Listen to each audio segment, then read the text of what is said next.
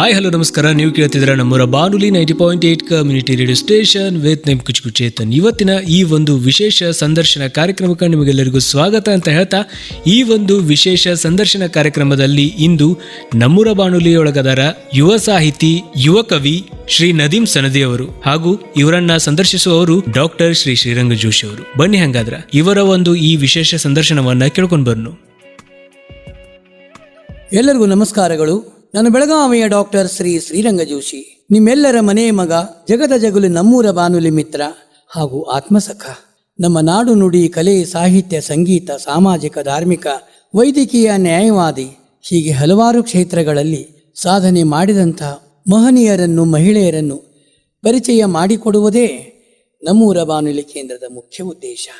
ಕೇಳುಗರೆ, ಇಂದಿನ ನಮ್ಮೂರ ಬಾನುಲಿ ಕೇಂದ್ರಕ್ಕೆ ಮೂರ್ತಿ ಚಿಕ್ಕದಾದರೂ ಕೀರ್ತಿ ದೊಡ್ಡದು. ಯುವ ಕವಿ, ಕವಿಗಳ, ಸಾಹಿತಿಗಳ ಮನೆತನದಿಂದ ಬಂದವನು ನಮ್ಮ ಸಿಂಧುವಳಿಯವರೇ. ಅವರೇ ಸನದಿ ಪರಿವಾರದವರು. ನದೀಮ್ ಅಬ್ದುಲ್ ರಶೀದ್ ಸನದಿ ಯುವ ಕವಿ, ಯುವ ಸಾಹಿತಿ, ಹಸನ್ಮುಖ, ಮಂದಹಾಸ, ಈ ಜಗತ್ತೇ ನನ್ನದು ಎಂದು ಸ್ವೀಕರಿಸುವ ಈ ಮಹಾಮಹಿಮರ ಪರಿಚಯವನ್ನು ಮಾಡಿಕೊಳ್ಳೋಣ. ಮೊದಲಿಗೆ BA ಸನದಿಯವರ ಒಂದು ಸುಂದರ ಹಾಡು.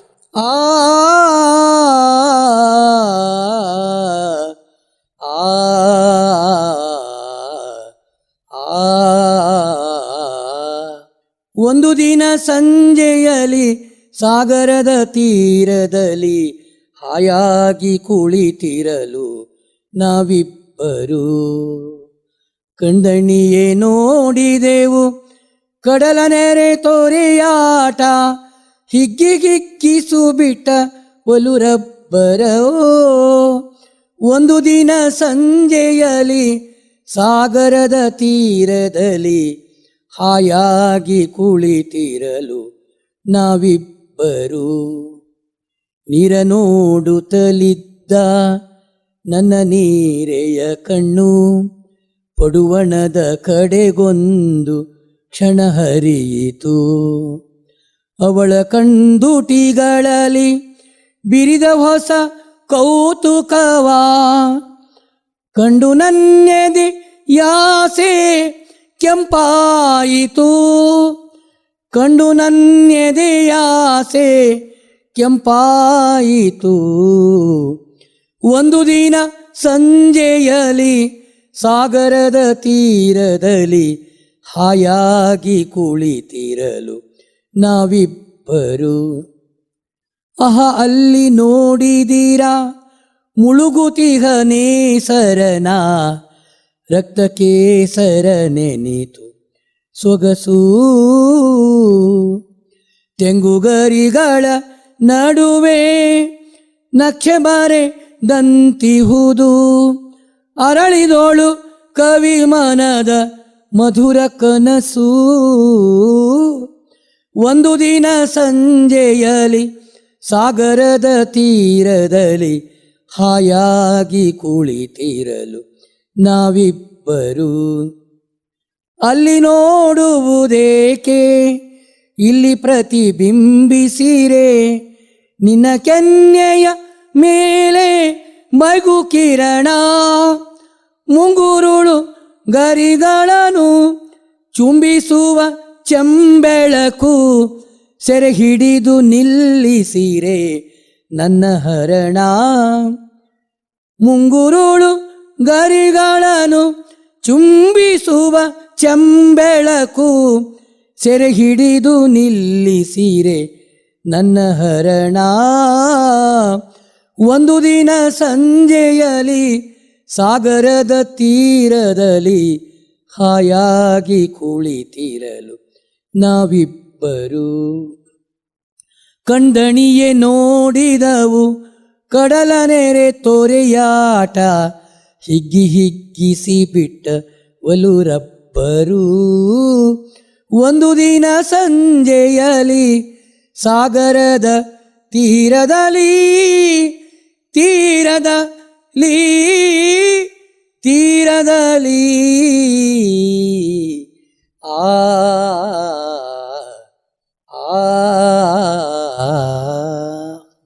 ಕೇಳುಗರೆ, ಮಧುರ ಮನುಗಳ ಮಧುರ ಮಾತುಗಳು ಇಂದಿನ ಈ ಜಗದ ಜಗುಲಿ ನಮ್ಮೂರ ಬಾನುಲಿ ಕೇಂದ್ರದಲ್ಲಿ ಶ್ರೀ ನದೀಂ ಸನದಿಯವರೊಂದಿಗೆ. ಸನದಿಯವರ, ಇವತ್ತು ನಮ್ಮೂರ ಬಾನುಲಿ ಕೇಂದ್ರಕ್ಕೆ ಬಂದಿರಿ, ನಮಗೆ ಭಾಳ ಸಂತೋಷ ಅನ್ನಿಸ್ತದೆ. ಮೊದಲು ನಿಮಗೆ ನನ್ನ ವ್ಯಕ್ತಿಗತ ಪರವಾಗಿ, ನಮ್ಮ ಕೇಳುಗರ ಪರವಾಗಿ, ನಮ್ಮೂರ ಬಾನುಲಿಯ ಪರವಾಗಿ ಸ್ವಾಗತ ಹಾಗೂ ನಮಸ್ಕಾರಗಳು. ನಮಸ್ಕಾರ ಸರ್, ಧನ್ಯವಾದಗಳು ನಾನು ಕರೆದಿದ್ದಕ್ಕೆ. ಇಲ್ಲಿ ನನಗೂ ಬಹಳ ಖುಷಿಯಾಗಿದೆ. ನದೀಮ್ ಅವರ, ಮನುಷ್ಯನ ಜೀವನದಲ್ಲಿ ಹುಟ್ಟು ಅನ್ನುವುದು ಒಂದು ಸುಂದರ ಹಂದರ. ಯಾಕಂತಂದ್ರೆ ತಂದೆ ತಾಯಿ, ಬಂಧು ಬಳಗ, ಅಣ್ಣ ತಮ್ಮ, ಅಕ್ಕ ತಂಗಿ, ಗುರು ಹಿರಿಯರು, ಸಮಾಜದವರಿಂದ ಎಲ್ಲರಿಂದಲೂ ಒಂದೊಂದು ಸಂಸ್ಕಾರವನ್ನು ನಾವು ಪಡ್ಕೊಂಡು ಬರ್ತೀವಿ. ಇವತ್ತು ಯುವ ಕವಿಯಾಗಿ, ಸಾಹಿತಿಯಾಗಿ, ಓದಿನಲ್ಲಿಯೂ ಹಾಗೇ ಮುಂದೆವರೆದು ಎಷ್ಟೊಂದು ಸಾಧನೆ ಶಿಖರವನ್ನು ಏರಿದಾಗ ಆ ಸಂಸ್ಕಾರವೇ ಇಂದು ಕಾರಣವಾಗುವುದು ಅಲ್ಲ ಸದೀಮ್ ಅವರ? ಹಂಗಂದ್ರೆ ನಿಮ್ದು ಹುಟ್ಟು, ಬಾಲ್ಯ, ತಂದೆ ತಾಯಿ, ಪ್ರಾಥಮಿಕ ಶಿಕ್ಷಣ ವಿವರವಾಗಿ ನಮ್ಮ ಕೇಳುಗರಿಗೆ ಎಲ್ಲವನ್ನೂ ಹೇಳಿರಿ. ನೀವು ಈಗಾಗಲೇ ಹೇಳಿದಂಗೆ ಬೆಳಗಾವಿ ಸಮೀಪದ ಒಂದು ಸಣ್ಣ ಊರು ನಮ್ಮೂರು ಶಿಂದೊಳ್ಳಿ ಅಂತ ಹೇಳಿ. 1992 ನಾನು ಶಿಂದೊಳ್ಳಿ ಒಳಗೆ ಹುಟ್ಟಿದೆ. ನಮ್ಮ ತಾಯಿ ತಂದೆ ಇಬ್ರು ವಿದ್ಯಾವಂತರು, ಒಳ್ಳೆ ಕಲ್ತಿದ್ರು. ತಂದೆ ಶಿಕ್ಷಕರು. ತಂದೆ ತಾಯಿ ಕಲಿಸಿದ್ದಕ್ಕಿಂತ ಸುತ್ತಮುತ್ತಲಿನ ವಾತಾವರಣದಿಂದ ಕಲ್ತಿರೋತಕ್ಕಂಥ ಬಹಳ 90ರ ದಶಕದಲ್ಲಿ ಬಹುಶಃ ಒಂದು ದೊಡ್ಡ ಈ ಗ್ಲೋಬಲೈಸೇಷನ್ ಸ್ವಿಚ್ ಅನ್ನೇನು ನಾವು ನೋಡಿದ್ವಿ. ಆ ಆಧುನಿಕತೆಯ ಸ್ಪರ್ಶ ಹಳ್ಳಿಗಳಿಗೆ ತಲುಪೋಕ್ಕಿಂತ ಮೊದಲಿಗೆ ನನ್ನ ಬಾಲ್ಯವನ್ನು ನಾನು ಕಳೆದಿರ್ತಕ್ಕಂಥವನು. ಸೊ ಈ ರೀತಿಯಿಂದಾಗಿ ನನ್ನ ಬಾಲ್ಯ ಬಹಳ ಸಮೃದ್ಧ ಆಗಿರ್ತಕ್ಕಂಥದ್ದು. ವಿಶೇಷ ಏನು ಅಂತಂದ್ರೆ, ನನ್ನ ಮನೆಯಲ್ಲಿ ನಮ್ಮ ಮಾತೃಭಾಷೆ ಉರ್ದು. ಹೌದು. ನನಗೆ ಮಾತು ಅಥವಾ ಯಾವುದೇ ರೀತಿಯ ಚಿಂತನೆ ಶುರು ಆಗ್ಬೇಕು ಅನ್ನೋದಕ್ಕೆ ಕಾರಣ ನಮ್ಮ ತಂದೆಯವರು ನನಗೆ ಹೇಳಿರ್ತಕ್ಕಂಥ ಕಥೆಗಳು ಪ್ರಾರಂಭ ಆಗಿದ್ದು ರಾಮಾಯಣ ಮಹಾಭಾರತದ ಕಥೆಗಳಿಂದ. ಅದ್ಭುತ. ಪ್ರತಿ ರಾತ್ರಿ ನಾನು ಮಲಗಬೇಕು ಅಂತಂದ್ರೆ, ಮಲಗೋಕ್ಕಿಂತ ಮುಂಚೆ ನಮ್ಮ ತಾಯಿಗೆ ನಮ್ಮ ಧಾರ್ಮಿಕ ಪಠಣಗಳನ್ನ ಅವ್ರು ಬೈ ಹಾರ್ಟ್ ಮಾಡಿಸಿದ್ರು. ಅದನ್ನ ಅವ್ರಿಗೆ ಒಪ್ಪಿಸಿದಾದ್ಮೇಲೆ ತಂದೆ ರಾಮಾಯಣ ಮಹಾಭಾರತದ ಕಥೆಗಳನ್ನ ನನಗೆ ಹೇಳ್ತಿದ್ರು. ಇದು ನನ್ನ ಕಲಿಕೆಯ ಮೊದಲನೇ ಭಾಗ. ಎರಡನೆಯ ಭಾಗ ಏನು ಅಂತಂದ್ರೆ, ನಾನು ಕಲ್ತಿರ್ತಕ್ಕಂಥ ಭಾಷೆಗಳು. ಒಂದು ಹಳ್ಳಿಯೊಳಗೆ ನಾನು ಇದ್ದೆ ಅಂತಂದ್ರೆ, ಮನೆಯಲ್ಲಿ ನಾನು ಉರ್ದು ಮಾತಾಡ್ತಿದ್ದೆ. ನಮ್ಮ ಮನೆ ಸುತ್ತಮುತ್ತಲ ಮುಸಲ್ಮಾನರ ಮನೆಗಳೇ ಇಲ್ಲ. ಎದ್ದ ತಕ್ಷಣ ನಾನು ಕನ್ನಡ ಮಾತಾಡ್ತಿದ್ದೆ, ಎದ್ದ ತಕ್ಷಣ ಮರಾಠಿ ಮಾತಾಡ್ತಿದ್ದೆ. ಮರಾಠಿ ಮಾತಾಡೋ ಜನ ಹೀಗಾಗಿ ನನಗೆ ಭಾಷೆಗಳು ಕಲೀಲಿಕ್ಕೆ ಸಿಕ್ತು. ಮನುಷ್ಯಗೆ ಯಾವಾಗ ಹೆಚ್ಚು ಭಾಷೆಗಳನ್ನು ಕಲೀಲಿಕ್ಕೆ ಸಿಗ್ತದೋ ಆವಾಗ ಅವನ ಜ್ಞಾನ ವಿಸ್ತಾರದ ಪರಿಧಿ ಏನಿರ್ತದೆ ಅದು ಹೆಚ್ಚಾಗ್ತದೆ. ಈ ರೀತಿಯಿಂದಾಗಿ ಇಂಥ ಒಂದು ವಾತಾವರಣದೊಳಗೆ ನಾನು ಬೆಳೆದು ಬಂದೆ ಅನ್ನೋ ಕಾರಣಕ್ಕಾಗಿ ಬಾಲ್ಯ ಬಹಳ ಸಮೃದ್ಧ ಆಯಿತು. ಸಂತೋಷ ಅನ್ನಿಸ್ತದಲ್ಲ? ಬಹಳ ಸಂತೋಷ ಅನ್ನಿಸ್ತದೆ. ಯಾವುದೇ ರೀತಿಯಂಥ ಕಟ್ಟಳೆಗಳು ಇರಲೇ ಇಲ್ಲ. ಒಂದು ಮದುವೆ ಇರ್ಲಿ, ಯಾವುದೇ ಮನೆಯೊಳಗೆ ಎಲ್ಲರೂ ಕೂಡಿ ಮದುವೆ ಮಾಡ್ತಾರೆ. ಹಳ್ಳಿ ಬಹಳ ಚಂದ ಅಲ್ಲಿದ್ರೆ. ಒಂದು ಹಬ್ಬ ಇರ್ಲಿ, ಎಲ್ಲರೂ ಕೂಡಿ ಹಬ್ಬ ಮಾಡ್ತಾರೆ. ಭಾವೈಕ್ಯತೆ ಅನ್ನೋದು ಅಲ್ಲೇ ಅದ. ಹೌದು. ನಾನು ಹುಟ್ಟಿದಾಗಿನಿಂದ ಇಲ್ಲಿವರೆಗೆ ಸಹ ನಮ್ಮೂರಿನ ತೇರನ್ನ ನಾನು ಎಳಿಲಿಕ್ಕೆ ಹೋಗ್ತೀನಿ. ಪ್ರತಿಯೊಂದು ಮುಸಲ್ಮಾನ ಮನೆ ನಮ್ಮೂರಿನ ರಾಮಲಿಂಗೇಶ್ವರ ತೇರಿಗೆ ತೆಂಗಿನಕಾಯಿ ಹೊಡಿತದ. ಹಳ್ಳಿಗಳ ಈ ಪರಿಭಾಷೆಯನ್ನು ಏನು ತನ್ನ ಊರಿನ ಜನರಿಗೆ ಕಲಿಸ್ತದೆ, ಜಗತ್ತಿನ ಯಾವ ಯೂನಿವರ್ಸಿಟಿನೂ ಕಲಿಸೋದಿಲ್ಲ. ಅಂತ ಒಂದು ಅದ್ಭುತವಾದಂತ ಬಾಲ್ಯವನ್ನು, ಅಂತ ಅದ್ಭುತವಾದ ಒಂದು ಯೌವನವನ್ನು ಕಳೆಯೋ ಅವಕಾಶ ಹಳ್ಳಿ ನನಗೆ ಕೊಟ್ಟದೆ. ನಮ್ಮೂರು ನನಗೆ ಕಲಿಸಿರ್ತಕ್ಕಂಥ ಎಲ್ಲಕ್ಕಿಂತ ದೊಡ್ಡ ಗುರು. ನಾನು ಪ್ರಾಥಮಿಕ ಶಾಲೆನೆಲ್ಲ ನಮ್ಮ ಊರಿನ ಸರ್ಕಾರಿ ಕನ್ನಡ ಶಾಲೆಯೊಳಗೆ ಕಲಿತೆ. ಇದಾದ್ಮೇಲೆ 6ನೇ ತರಗತಿಗೆ ನಾನು ಜವಾಹರ್ ನವೋದಯ ವಿದ್ಯಾಲಯಕ್ಕೆ ಆಯ್ಕೆ ಆದೆ. ಎಲ್ಲಿತ್ತದು? ಧಾರವಾಡ ಜವಾಹರ್ ನವೋದಯ ವಿದ್ಯಾಲಯ ತಪೋವನದಲ್ಲಿತ್ತು. ತಪೋವನದಲ್ಲಿದ್ದಾಗ 6th ಸ್ಟ್ಯಾಂಡರ್ಡ್ 6ನೇ ತರಗತಿಯಿಂದ 12ನೇ ತರಗತಿವರೆಗೆ ನಾನು ನನ್ನ ವಿದ್ಯಾಭ್ಯಾಸವನ್ನು ಅಲ್ಲಿ ಕಂಪ್ಲೀಟ್ ಮಾಡಿದೆ. ರೆಸಿಡೆನ್ಷಿಯಲ್ ಸ್ಕೂಲ್ ಇರೋ ಕಾರಣಕ್ಕಾಗಿ ಬೆಳಿಗ್ಗೆ ಎದ್ದ ತಕ್ಷಣದಿಂದ ರಾತ್ರಿ ಮಲಗೋವರೆಗೆ ತಿಂಗಳಾನುಗಟ್ಲೆ ಅದೇ ಫ್ರೆಂಡ್ಸ್ರು, ಅವರೇ ಟೀಚರ್ಗಳು ಸಹ ನಮ್ಮ ಜೊತೆಗೆ ಇರ್ತಿದ್ರು. ಆ ಸಹಬಾಳ್ವೆಯ ಒಂದು ಏನು ಲೆಸನ್ ನನಗೆ ಅಲ್ಲಿ ಕಲೀಲಿಕ್ಕೆ ಸಿಕ್ತು ಶಾಲೆಯಲ್ಲಿ. ಅದು ಕೂಡ ಬಹಳ ಇಂಪಾರ್ಟೆಂಟ್ ನನ್ನ ಜೀವನದಲ್ಲಿ ರೋಲ್ ಪ್ಲೇ ಮಾಡ್ತದೆ. ಹಿರಿಯರಿಗೆ ನಾವು ಗೌರವ ಕೊಡೋದಾಗ್ಲಿ, ಹಿರಿಯರಿಗೆ ಅಥವಾ ಹಿರಿಯರು ಹೇಳಿದಂತ ಮಾರ್ಗದರ್ಶನಗಳನ್ನ ಅಡಾಪ್ಟ್ ಮಾಡ್ಕೊಳೋದಾಗ್ಲಿ, ಹೌದು, ಹೊಂದಾಣಿಕೆ ಮಾಡ್ಕೊಳೋದಾಗ್ಲಿ, ಎಲ್ಲಾ ಸಲ ನಾನು ಅನ್ಕೊಂಡಂತ ರೀತಿಯಲ್ಲೇ ಕೆಲಸಗಳು ಆಗುವುದಿಲ್ಲ ಅನ್ನೋಂಥ ಒಂದು ದೊಡ್ಡ ಲೆಸನ್ ಅನ್ನ ರೆಸಿಡೆನ್ಷಿಯಲ್ ಸ್ಕೂಲ್, ಬೋರ್ಡಿಂಗ್ ಸ್ಕೂಲ್ ನನಗೆ ಕಲಿಸ್ಕೊಡ್ತು. ಯಾಕಂತಂದ್ರೆ ಮನುಷ್ಯನಿಗೆ ನಾನು ಹೇಳಿದಂಗೆ ಆಗ್ಬೇಕು ಅಂತಂದು ಯಾವಾಗ ಅನಿಸ್ತದನೋ ಮನುಷ್ಯ ತನ್ನ ಔನ್ನತ್ಯತ ಸಾಗ್ಲಿಕ್ಕೆ ಶುರು ಮಾಡ್ತಾನೆ. ಇದಾಗುವುದಿಲ್ಲ, ನಾನ್ ಹಿಂಗ್ ಸ್ವಲ್ಪ ಬಗ್ಗಿದ್ರೆ ಅದು ಈ ಕಡೆ ಬಗ್ಗೆ ಈ ರೀತಿ ಏನೋ ನಡ್ಕಿನ ಒಂದು ಸೊಲ್ಯೂಷನ್ ನಾವು ಕಂಡು ಹಿಡಿಬಹುದು ಯಾವಾಗ ಅನ್ಕೊಂತಾನ, ಆವಾಗ ಒಬ್ಬನ ಬದುಕು ಬಹಳ ಸುಂದರ ಆಗ್ತದೆ.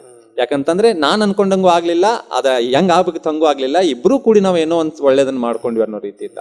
ಅದಾದ್ಮೇಲೆ ನಾನು ಬೆಳಗಾವಿಗೆ ಬಂದೆ. ಗೋಗ್ಟೆಯಲ್ಲಿ ನಾನು ಇಂಜಿನಿಯರಿಂಗ್ ಟೆಕ್ ಮಾಡಿದೆ. ಈಗ ಇಲ್ಲಿ ನಿಮ್ ಮುಂದೆ ನಾನು ಕೂತಿದ್ದೀನಿ. ಈ ರೀತಿ ನೀವು ಪ್ರಾಥಮಿಕ ಶಾಲೆಯ ಗುರುಗಳು ಸ್ಮರಿಸಿಕೊತೀರೇನ? ನನಗೆ ಪ್ರತಿಯೊಬ್ಬರು ಟೀಚರ್ ನೆನಪಿದಾರೆ ಇನ್ನೂವರೆಗೆ. ಕೆಲವೊಂದಾದ್ರೆ ಹೇಳ್ಬೇಕಲ್ಲ. ನನಗೆ ಮೊದಲನೇ ಟೀಚರ್ ಕುಲಕರ್ಣಿ ಟೀಚರ್, ಭಾಗ್ಯತಾರ ಕುಲಕರ್ಣಿ ಅಂತ ಹೇಳಿ ಇದ್ದಾರೆ ಟೀಚರ್. ಬಹಳ ಬಹಳ ಅಂದ್ರೆ ಬಹಳ ಪ್ರೀತಿ ಮಾಡ್ತಾರೆ. ಈಗಲೂ ಸಿಕ್ಕರೆ ಅಪ್ಕೊಂಡ ಬಿಡ್ತಾರೆ ನನಗವರು. ನನ್ನ ಮಗನಿಗೂ ಅಷ್ಟೇ ಪ್ರೀತಿಯನ್ನು ಮಾಡ್ತಾರೆ. ಅದೃಷ್ಟವಶಾತ್ ದುರದೃಷ್ಟವಶಾತ್ ಹೇಳಲಿಕ್ಕೆ ಆಗೋದಿಲ್ಲ, ನಾನು ಅಡ್ಮಿಷನ್ ತಗೊಂಡ ವರ್ಷ ಮೇಡಮ್ ಅವ್ರು ರಿಟೈರ್ ಆದ್ರು. ನಿವೃತ್ತಿ? ಹೌದು, ನಿವೃತ್ತಿ ಅದು. ಆದ್ರೂ ಸಹ ನಾನು ಅವ್ರ ಮನೆಗೆ ಟ್ಯೂಷನಿಗೆ ಅಂತ ಹೋಗ್ತಿದ್ದೆ. ತಂದೆ ತಾಯಿಗೆ ಇರ್ತದೆ, ನಮ್ಮ ಮಾತು ಕೇಳೋದಿಲ್ಲ ಮಕ್ಕಳು, ಹೊರಗಡೆ ಹೋಗಿ ಕಲೀಲಿ ಅಂತ ಹೇಳಿ. ಸೊ ನಾನು ಅವ್ರ ಮನೆಗೆ ಟ್ಯೂಷನಿಗೆ ಹೋಗ್ತದೆ.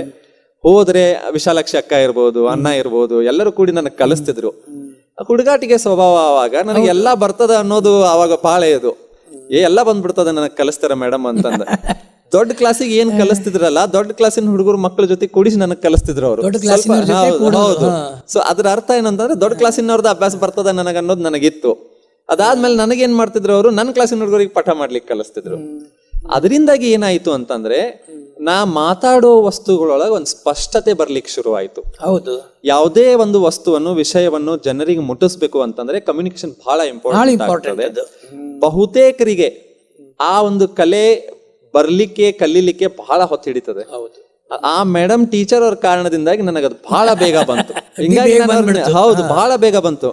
ಈಗ್ಲೂ ಸಹ ನಾನು ಯಾರಿಗಾದ್ರೂ ಏನಾದ್ರು ತಿಳಿಸಿ ಹೇಳಿಕತ್ರೆ 10ರೊಳಗೆ 5-6 ಜನ ಹೇಳೋಗ್ತಾರೆ. ಬೇರೆದವ್ರು ಯಾರಾದ್ರೂ ಹೇಳಿದ್ರೆ ತಿಳಿತಿರ್ಲಿಲ್ಲ ನಮಗೆ, ಇದು ನೀ ಹೇಳಂತಲೇ ತಿಳಿತು ನಮಗ್ ನೆಟ್ಟಗ ಅಂತ ಹೇಳಿ.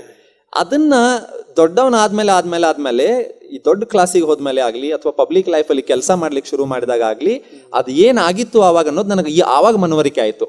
ನಾನು ಇದನ್ನ ಅಲ್ಲಿ ಕಲ್ತಿದ್ದೆ, ಉಪಯೋಗ ನನಗೆ ಇಲ್ಲಿ ಬರ್ಲಿಕ್ಕೆ ಅಂತ ಹೇಳಿ. ಯಾಕಂತಂದ್ರೆ 10-15 ಜನರ ಜೊತೆಗೆ ನಿಂತು ಮಾತಾಡ್ಬೇಕಾದ್ರೆ ನೀವು ಏನ್ ಮಾತಾಡ್ಲಿಕ್ಕತ್ತೀರಿ ಅನ್ನೋದನ್ನ ಹಳೇದು ತೂಗಿ ಮಾತಾಡ್ಬೇಕಾಗ್ತದೆ, ಅರ್ಥ ಆಗೋ ರೀತಿ ಮಾತಾಡ್ಬೇಕಾಗ್ತದೆ. ಅದನ್ನ ನನಗೆ ಟೀಚರ್ ಅವ್ರು ಕಲಿಸಿದ್ರು. ಅವ್ರನ್ನ ಬಿಟ್ರೆ ನಾನು ಅವಾಗ ಯಾವಾಗ ನಾನು ಮೇಡಮ್ ಅವರು ರಿಟೈರ್ ಆದ್ರು ಅಂತ, ನಿವೃತ್ತಿ ಆದ್ರು ಅಂತ ಹೇಳಿದ್ನಲ್ಲ, SV ಪಾಟೀಲ್ ಅಂತ ಹೇಳಿ ಟೀಚರ್ ಇದ್ರು. SV ಪಾಟೀಲ್ ಟೀಚರ್ ಆಗ್ಲಿ, ದೇಸಾಯಿ ಸರ್ ಆಗ್ಲಿ, ನಮ್ಮ ಊರಲ್ಲೇ ಇರ್ತಾರೆ ಅವರು.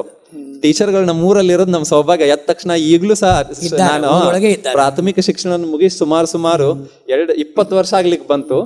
ಇಂದು ಸಹ ನಮ್ಮ ಟೀಚರ್ಗಳು ನಮ್ಮ ಊರಿಗೆ ಹೋದ್ರೆ ನನ್ನ ಕಣ್ಣಿಗೆ ಕಾಣ್ತಾರೆ. ಅಲ್ಲ, ನಾವ್ ಏನೇ ಓದಿದ್ರು ಪ್ರಾಥಮಿಕ ಶಿಕ್ಷಣದ ಮಹತ್ವ ಜೀವನದೊಳಗೆ ಬಹಳ ಇರ್ತದೆ. ಹೌದೌದು. ಆ ಗುರುಗಳ ಮಹತ್ವ, ಆ ಸ್ನೇಹಿತರ ಸಂಬಂಧ, ಆ ಘಟನೆಗಳು, ಸಿಹಿ ನೆನಪುಗಳು.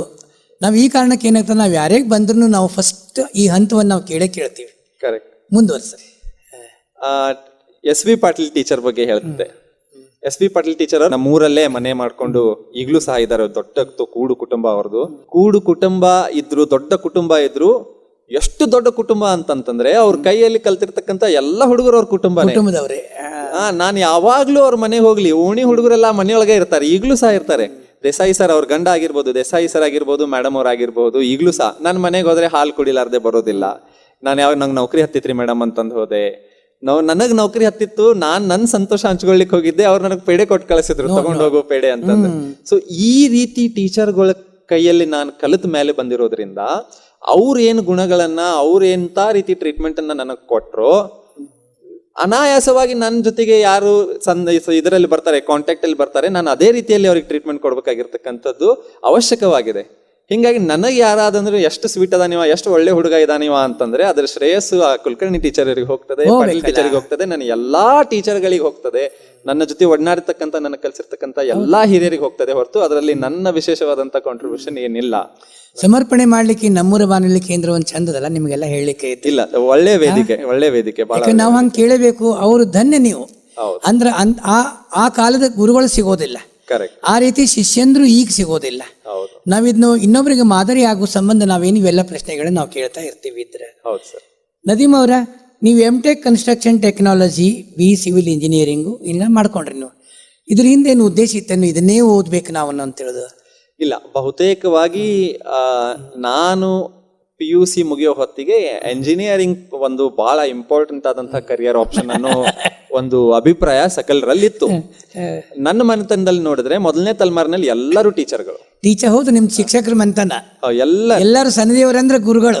ಅಪ್ಪ, ಕಾಕ, ದೊಡ್ಡಪ್ಪಂದ್ರು, ಎಲ್ಲರೂ ಟೀಚರ್ಗಳು. ಎರಡನೇ ತಲೆಮಾರಿನಲ್ಲಿ ಎಲ್ಲರೂ ಇಂಜಿನಿಯರ್ಗಳಿದ್ರು. ಹೀಗಾಗಿ ಏನೇನೋ ಬೇರೆ ಬೇರೆ ಬೇರೆ ರೀತಿ ಕನಸುಗಳೊಳಗಿಂದ, ಆದ್ರೆ ಕಾಮನ್ ಆಗಿ ಏನಿತ್ತು ಅಂದ್ರೆ ಎಂಜಿನಿಯರಿಂಗ್ ಮಾಡ್ಬೇಕು ಅನ್ನೋದಿತ್ತು. ಸಿವಿಲ್ ಎಂಜಿನಿಯರಿಂಗ್ ಆರಿಸ್ಕೊಂಡಿದ್ದಕ್ಕೆ ಮುಖ್ಯ ಕಾರಣ ಏನಂತಂದ್ರೆ ನಮ್ಮೂರಿನ ಮೇಲಿಂದು, ಬೆಳಗಾವಿ ಮೇಲಿಂದ ನನ್ನ ಪ್ರೀತಿ. ಊರ್ ಬಿಟ್ಟು ಹೋಗ್ಬಾರ್ದು ಅಂತ ಹೇಳಿ. IT ಬೇಸ್ಡ್ ಪ್ರೊಫೆಷನ್ ಅನ್ನ ಅಥವಾ ಕೋರ್ಸ್ ಅನ್ನ ಆರಿಸ್ಕೊಂಡ್ಬಿಟ್ರೆ ಮಹಾನಗರಗಳಿಗೆ ಹೋಗ್ಲೇಬೇಕಾಗ್ತದೆ. ಅದು ಅವಶ್ಯಕವಾಗಿರ್ತದೆ. ಬೆಳಗಾವಿಯಂತ ಸಿಟಿಯಲ್ಲಿ ಇದ್ಕೊಂಡು ಸಾಫ್ಟ್ವೇರ್ ಕೆಲಸಗಳನ್ನು ಮಾಡೋದು ತುಂಬಾ ಕಷ್ಟ ಅಂತ ಹೇಳಿ. ಮುಂದಿನ ದಿನಮಾನಗಳಲ್ಲಿ ಅಂತ ಒಂದು ಬೆಳವಣಿಗೆ ಆಗಬಹುದು, ಬಟ್ ಸದ್ಯದ ಪಳ್ಳಿಗೆ ನನ್ನ ಸಮಯಕ್ಕೆ ಅದು ಕಷ್ಟ ಇರೋ ಕಾರಣಕ್ಕಾಗಿ ಸಿವಿಲ್ ಇಂಜಿನಿಯರಿಂಗ್ ಆರಿಸ್ಕೊಂಡೆ. ಯಾವ ಉದ್ದೇಶಕ್ಕಾಗಿ ಸಿವಿಲ್ ಇಂಜಿನಿಯರಿಂಗ್ ಅನ್ನ ಆರಿಸ್ಕೊಂಡಿದ್ನು ಅದು ಈಡೇರಿದೆ. ಒಳ್ಳೆ ನೌಕರಿ ಅದ ಕೈ ಒಳಗೆ, ಸಂತೋಷ ಆಗಿದೆ. ಹೌದೌದು, ಬಹಳ ಸಂತೋಷ. ನಾನು ಆಕ್ಚುಲಿ ಸಂತೋಷಕ್ಕಿಂತ ಇನ್ನೂ ಹೆಚ್ಚಿನ ಶಬ್ದ ಏನಾದ್ರು ಇದ್ರೂ ಸಹ ಅದನ್ನ ನನ್ನ ಒಂದು ಬದುಕಿಗೆ ಅಳವಡಿಕೆ ಮಾಡ್ಕೋಬಹುದು ಅನ್ನೋದು ಈ ಸಂದರ್ಭದಲ್ಲಿ ಹೇಳಿಕ್ ನಾನು ಇಷ್ಟಪಡ್ತೇನೆ ಸರ್. ಕೇಳುವರೆ, ಕೆಲಸ ಮಾಡುತ್ತಿದ್ದರೆ ಮನಸ್ಸು ಚೆನ್ನಾಗಿರುತ್ತದೆ. ಆದರೂ ಜಪ, ಧ್ಯಾನ, ಪ್ರಾರ್ಥನೆ ಇವು ವಿಶೇಷವಾಗಿ ಬೇಕಾಗುತ್ತವೆ. ಕೊನೆ ಪಕ್ಷ ಬೆಳಿಗ್ಗೆ ಮತ್ತು ಸಂಜೆ ಈ ಉದ್ದೇಶಕ್ಕಾಗಿ ಕುಳಿತುಕೊಳ್ಳಬೇಕು. ಇದು ದೋಣಿಗೆ ಚುಕ್ಕಾಣಿ ಇರುವಂತೆ ಕೆಲಸ ಮಾಡುತ್ತದೆ, ಮಾರ್ಗದರ್ಶಕವಾಗುತ್ತದೆ. ನದೀಮ್ ಅವರ, ಈಗ ನೀವು ನಿಮ್ಮ ಸಾಹಿತ್ಯಿಕ ಒಲವು ಬಗ್ಗೆ ಮಾತಾಡೋಣ. ಇದು ನಿಮ್ಮ ಮಂಥನ ಪರಂಪರೆಯೊಳಗೆ BS ನದಿ ಇದ್ದಾರೆ, ಅಕ್ಬರ್ ಅವರು ಇದ್ದಾರೆ. ನನಗೆ ನಿಮ್ಮ ಎಷ್ಟು 7 ಜನ ಏನು ಕಾಕಾಗಳು ಎಷ್ಟು ಜನ? 5 ಜನ. ನನಗೆ ಎಲ್ಲರೂ ಚಿರಪರಿಚಿತರು. ಆಲ್ಮೋಸ್ಟ್ ಎಲ್ಲರೂ ಕವನಗಳನ್ನು ಬರ್ದಾರ. BS ಅಂತೂ ಮುಂಬೈ ಪ್ರಖ್ಯಾತ ಮಾಡಿಬಿಟ್ರು ಅವರು. ನಿಮ್ಮ ಸನ್ನಿಧಿ ಮಂಥನದ ಕವಿತ್ವದ ಒಂದು ಕಿರೀಟ ಹಾಕ್ಬಿಟ್ರು ಅವರು. ಅವ್ರ ಕವನಗಳನ್ನು ಹಾಡಿದೆ, ಬೇಕಾದಷ್ಟು ಹಾಡ್ತೀನಿ. ಮುಂಬೈನಲ್ಲಿ ನಾನು ಅವ್ರ ಎದುರಿಗೇನೆ ಹಾಡಿನಿದ್ರೆ. ನಿಮ್ಮ ದೊಡ್ಡಪ್ಪ ಚಿಕ್ಕಪ್ಪ ಅವರು, ದೊಡ್ಡಪ್ಪ ಅವ್ರ ಕವನಗಳನ್ನ ಅವ್ರ ಎದುರಿಗೇನೆ ಅವ್ರ ಕವನಗಳನ್ನು ಹಾಡಿನಿ ಮುಂಬೈನಲ್ಲಿ ನಾನು. ನಿಮಗೇನು ಇದು ಅದೇ ಬೇಸ್ ಅಂತಿರೋ, ನಿಮಗೊಂದು ಒಲು. ಇವಾಗ ಏನಾಗ್ತದೆ, ಕೆಲವ್ರು ಮನೆ ಒಳಗೆ ಸಂಗೀತಗಾರ ಮಕ್ಕಳು ಸಂಗೀತಗಾರ ಆಗೋದಿಲ್ಲ, ಸಾಹಿತಿಗಳ ಮಕ್ಕಳು ಸಾಹಿತಿ ಆಗೋದಿಲ್ಲ. ಇದು ನಿಮ್ದು ಚಿಗುರು ಮುಂದೆ ಹೊಡೆದಿದ್ದ. ಇದಕ್ಕೆ ಮುಖ್ಯವಾಗಿ ಪ್ರಚೋದನೆ ಯಾರ್ದು, ಬೇಸ ಯಾವುದು, ನೆಲೆ ಯಾರ್ದು? ಇದಕ್ಕೆ ಬಹಳ ಒಂದ್ ಸ್ವಲ್ಪ ದೀರ್ಘವಾಗಿ ನಾನು ಮಾತಾಡ್ತೀನಿ ಬಹಳ. ಯಾಕಂದ್ರೆ ಹಲವಾರು ವಿಷಯಗಳನ್ನು ಅಥವಾ ಹಲವಾರು ಸಂಗತಿಗಳನ್ನು ಏನ್ ಆಗಿ ಹೋಗ್ಯಾವಲ್ಲ ಅದನ್ನ ತೆರೆದಿಟ್ಬಿಡ್ತದೆ ಈ ಪ್ರಶ್ನೆ ನನ್ನ ಮುಂದೆ. ಅದರ ಸಂಬಂಧ ಈ ವೇದಿಕೆ ಇದು. ನೀವು ಬಹಳ ಚಂದ ಹಾಡಿದ್ರಿ. ಒಂದು ದಿನ ಸಂಜೆಯಲ್ಲಿ ಸಾಗರದ ತೀರದಲ್ಲಿ ತಯಾರಿ ಆಗಿರೋದು ಹಂಗೆ. ಸಾಹಿತ್ಯದ ಬಗ್ಗೆ ಒಲವು ಮೂಡ್ಲಿಕ್ಕತ್ತದೆ ಅನ್ನೋ ಪರಿವೇ ಇರ್ಲಿಲ್ಲ, ಇದ್ದಿದ್ದಿಲ್ಲ. ಸಣ್ಣವನಿದ್ದೆ. ಎಲ್ಲಾ ಮನೆತನಗಳಲ್ಲಿ, ಹಳ್ಳಿಯಲ್ಲಿ ಆಗ್ಲಿ ಸಿಟಿಯಲ್ಲಿ ಆಗ್ಲಿ ಏನು ಮ್ಯಾಟರ್ ಆಗೋದಿಲ್ಲ. ಎಲ್ಲಾ ಮನೆಗಳಲ್ಲಿ ಮಕ್ಕಳು ಇದ್ರು ಅಂದ್ರೆ ಅವ್ರಿಗೆ ಭಾಷಣನೋ, ಡಾನ್ಸು, ಹಾಡು ಕಲಿಸ್ತಾರೆ ಪೇರೆಂಟ್ಸು. ಏನ್ ಉದ್ದೇಶ? ಸ್ಕೂಲಲ್ಲಿ ಆದ್ರೂ ಉಪಯೋಗ ಆಗ್ತದೆ, ಮನೇಲಿ ಯಾರೋ ಗೆಸ್ಟ್ ಬಂದ್ರೆ ಹಾಡಿ ತೋರಿಸು ಅಂತ ಹೇಳಲಿಕ್ಕೆ ಆಗ್ತದೆ ಅಂತ ಹೇಳಿ. ಅದೇ ರೀತಿ BS ನದಿಯವರ ಹಾಡುಗಳನ್ನ ನಾವು ಅಂಗನವಾಡಿಯಲ್ಲಿ ಹಾಡ್ಲಿಕ್ಕೆ ಶುರು ಮಾಡಿದ್ದೆ. ಬಾರೆ ಕಂದ ಬಾಬಾ ನಂದ ಮುಟ್ಟಿಗಾಗ ಏನೈತಿ ನೋಡು, ಪಂಚಮಿ ಹಬ್ಬ ಬಂದೈತಿ ಅಂತ ಹೇಳಿ. ಇದನ್ನ ಹಾಡಿದ ಮೇಲೆ ಸ್ವಲ್ಪ ದೊಡ್ಡವನಾದ್ಮೇಲೆ ನಮ್ಮ ತಂದೆಯವರು 2-3 ಭಾವಗೀತೆಗಳನ್ನು ಕಳಿಸಿದ್ರು. ಇಂದು ತಂಪು ನಾಳೆ ಕಂಪು, ಚಳಿ ತರೆಯೋ ಚೇತನ ಅಂತ ಹೇಳಿ, ಇಳೆಗೆ ಮರೆಯ ತಾರದ ನೀರದ, ಹೌದು. ಆಮೇಲೆ ಎಲ್ಲಿಂದ ಇಳಿಯಿತು ಈ ಗೀತೆ ಅನ್ನೋ ಹಾಡನ್ನ ನಾನು ಬಹಳ ಚಂದ ಹಾಡ್ತಿದ್ದೆ ಅವಾಗ. ಸೊ ಮನೆಗೆ ಯಾರು ಬಂದ್ರು ಸಹ ನನಗದನ್ನ ಹಾಡ್ಲಿಕ್ಕೆ ಹಚ್ತಿದ್ರು ಅವರು. ಇದು ಮೊದಲನೆಯ ಪಾಠ.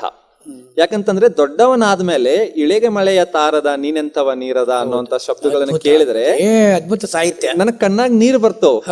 ಸಹ ಕೇಳಿದ್ರೆ ನನಗ್ ಕಣ್ಣಾಗ ನೀರ್ ಬರ್ತದೆ. ಶಬ್ದಗಳಲ್ಲಿ ಆಲಸ್ಯ ಪಕ್ಕದಲ್ಲಿದ್ರೆ. 20 ವರ್ಷಗಳ ಹಿಂದೆ ನಾ ಈ ಹಾಡು ಹಾಡ್ತಿದ್ದೆ. 20 ವರ್ಷಗಳ ಹಿಂದೆ ಅರ್ಥ ನನಗೆ ಈಗ ಆಗ್ಲಿಕ್ಕತ್ತದ.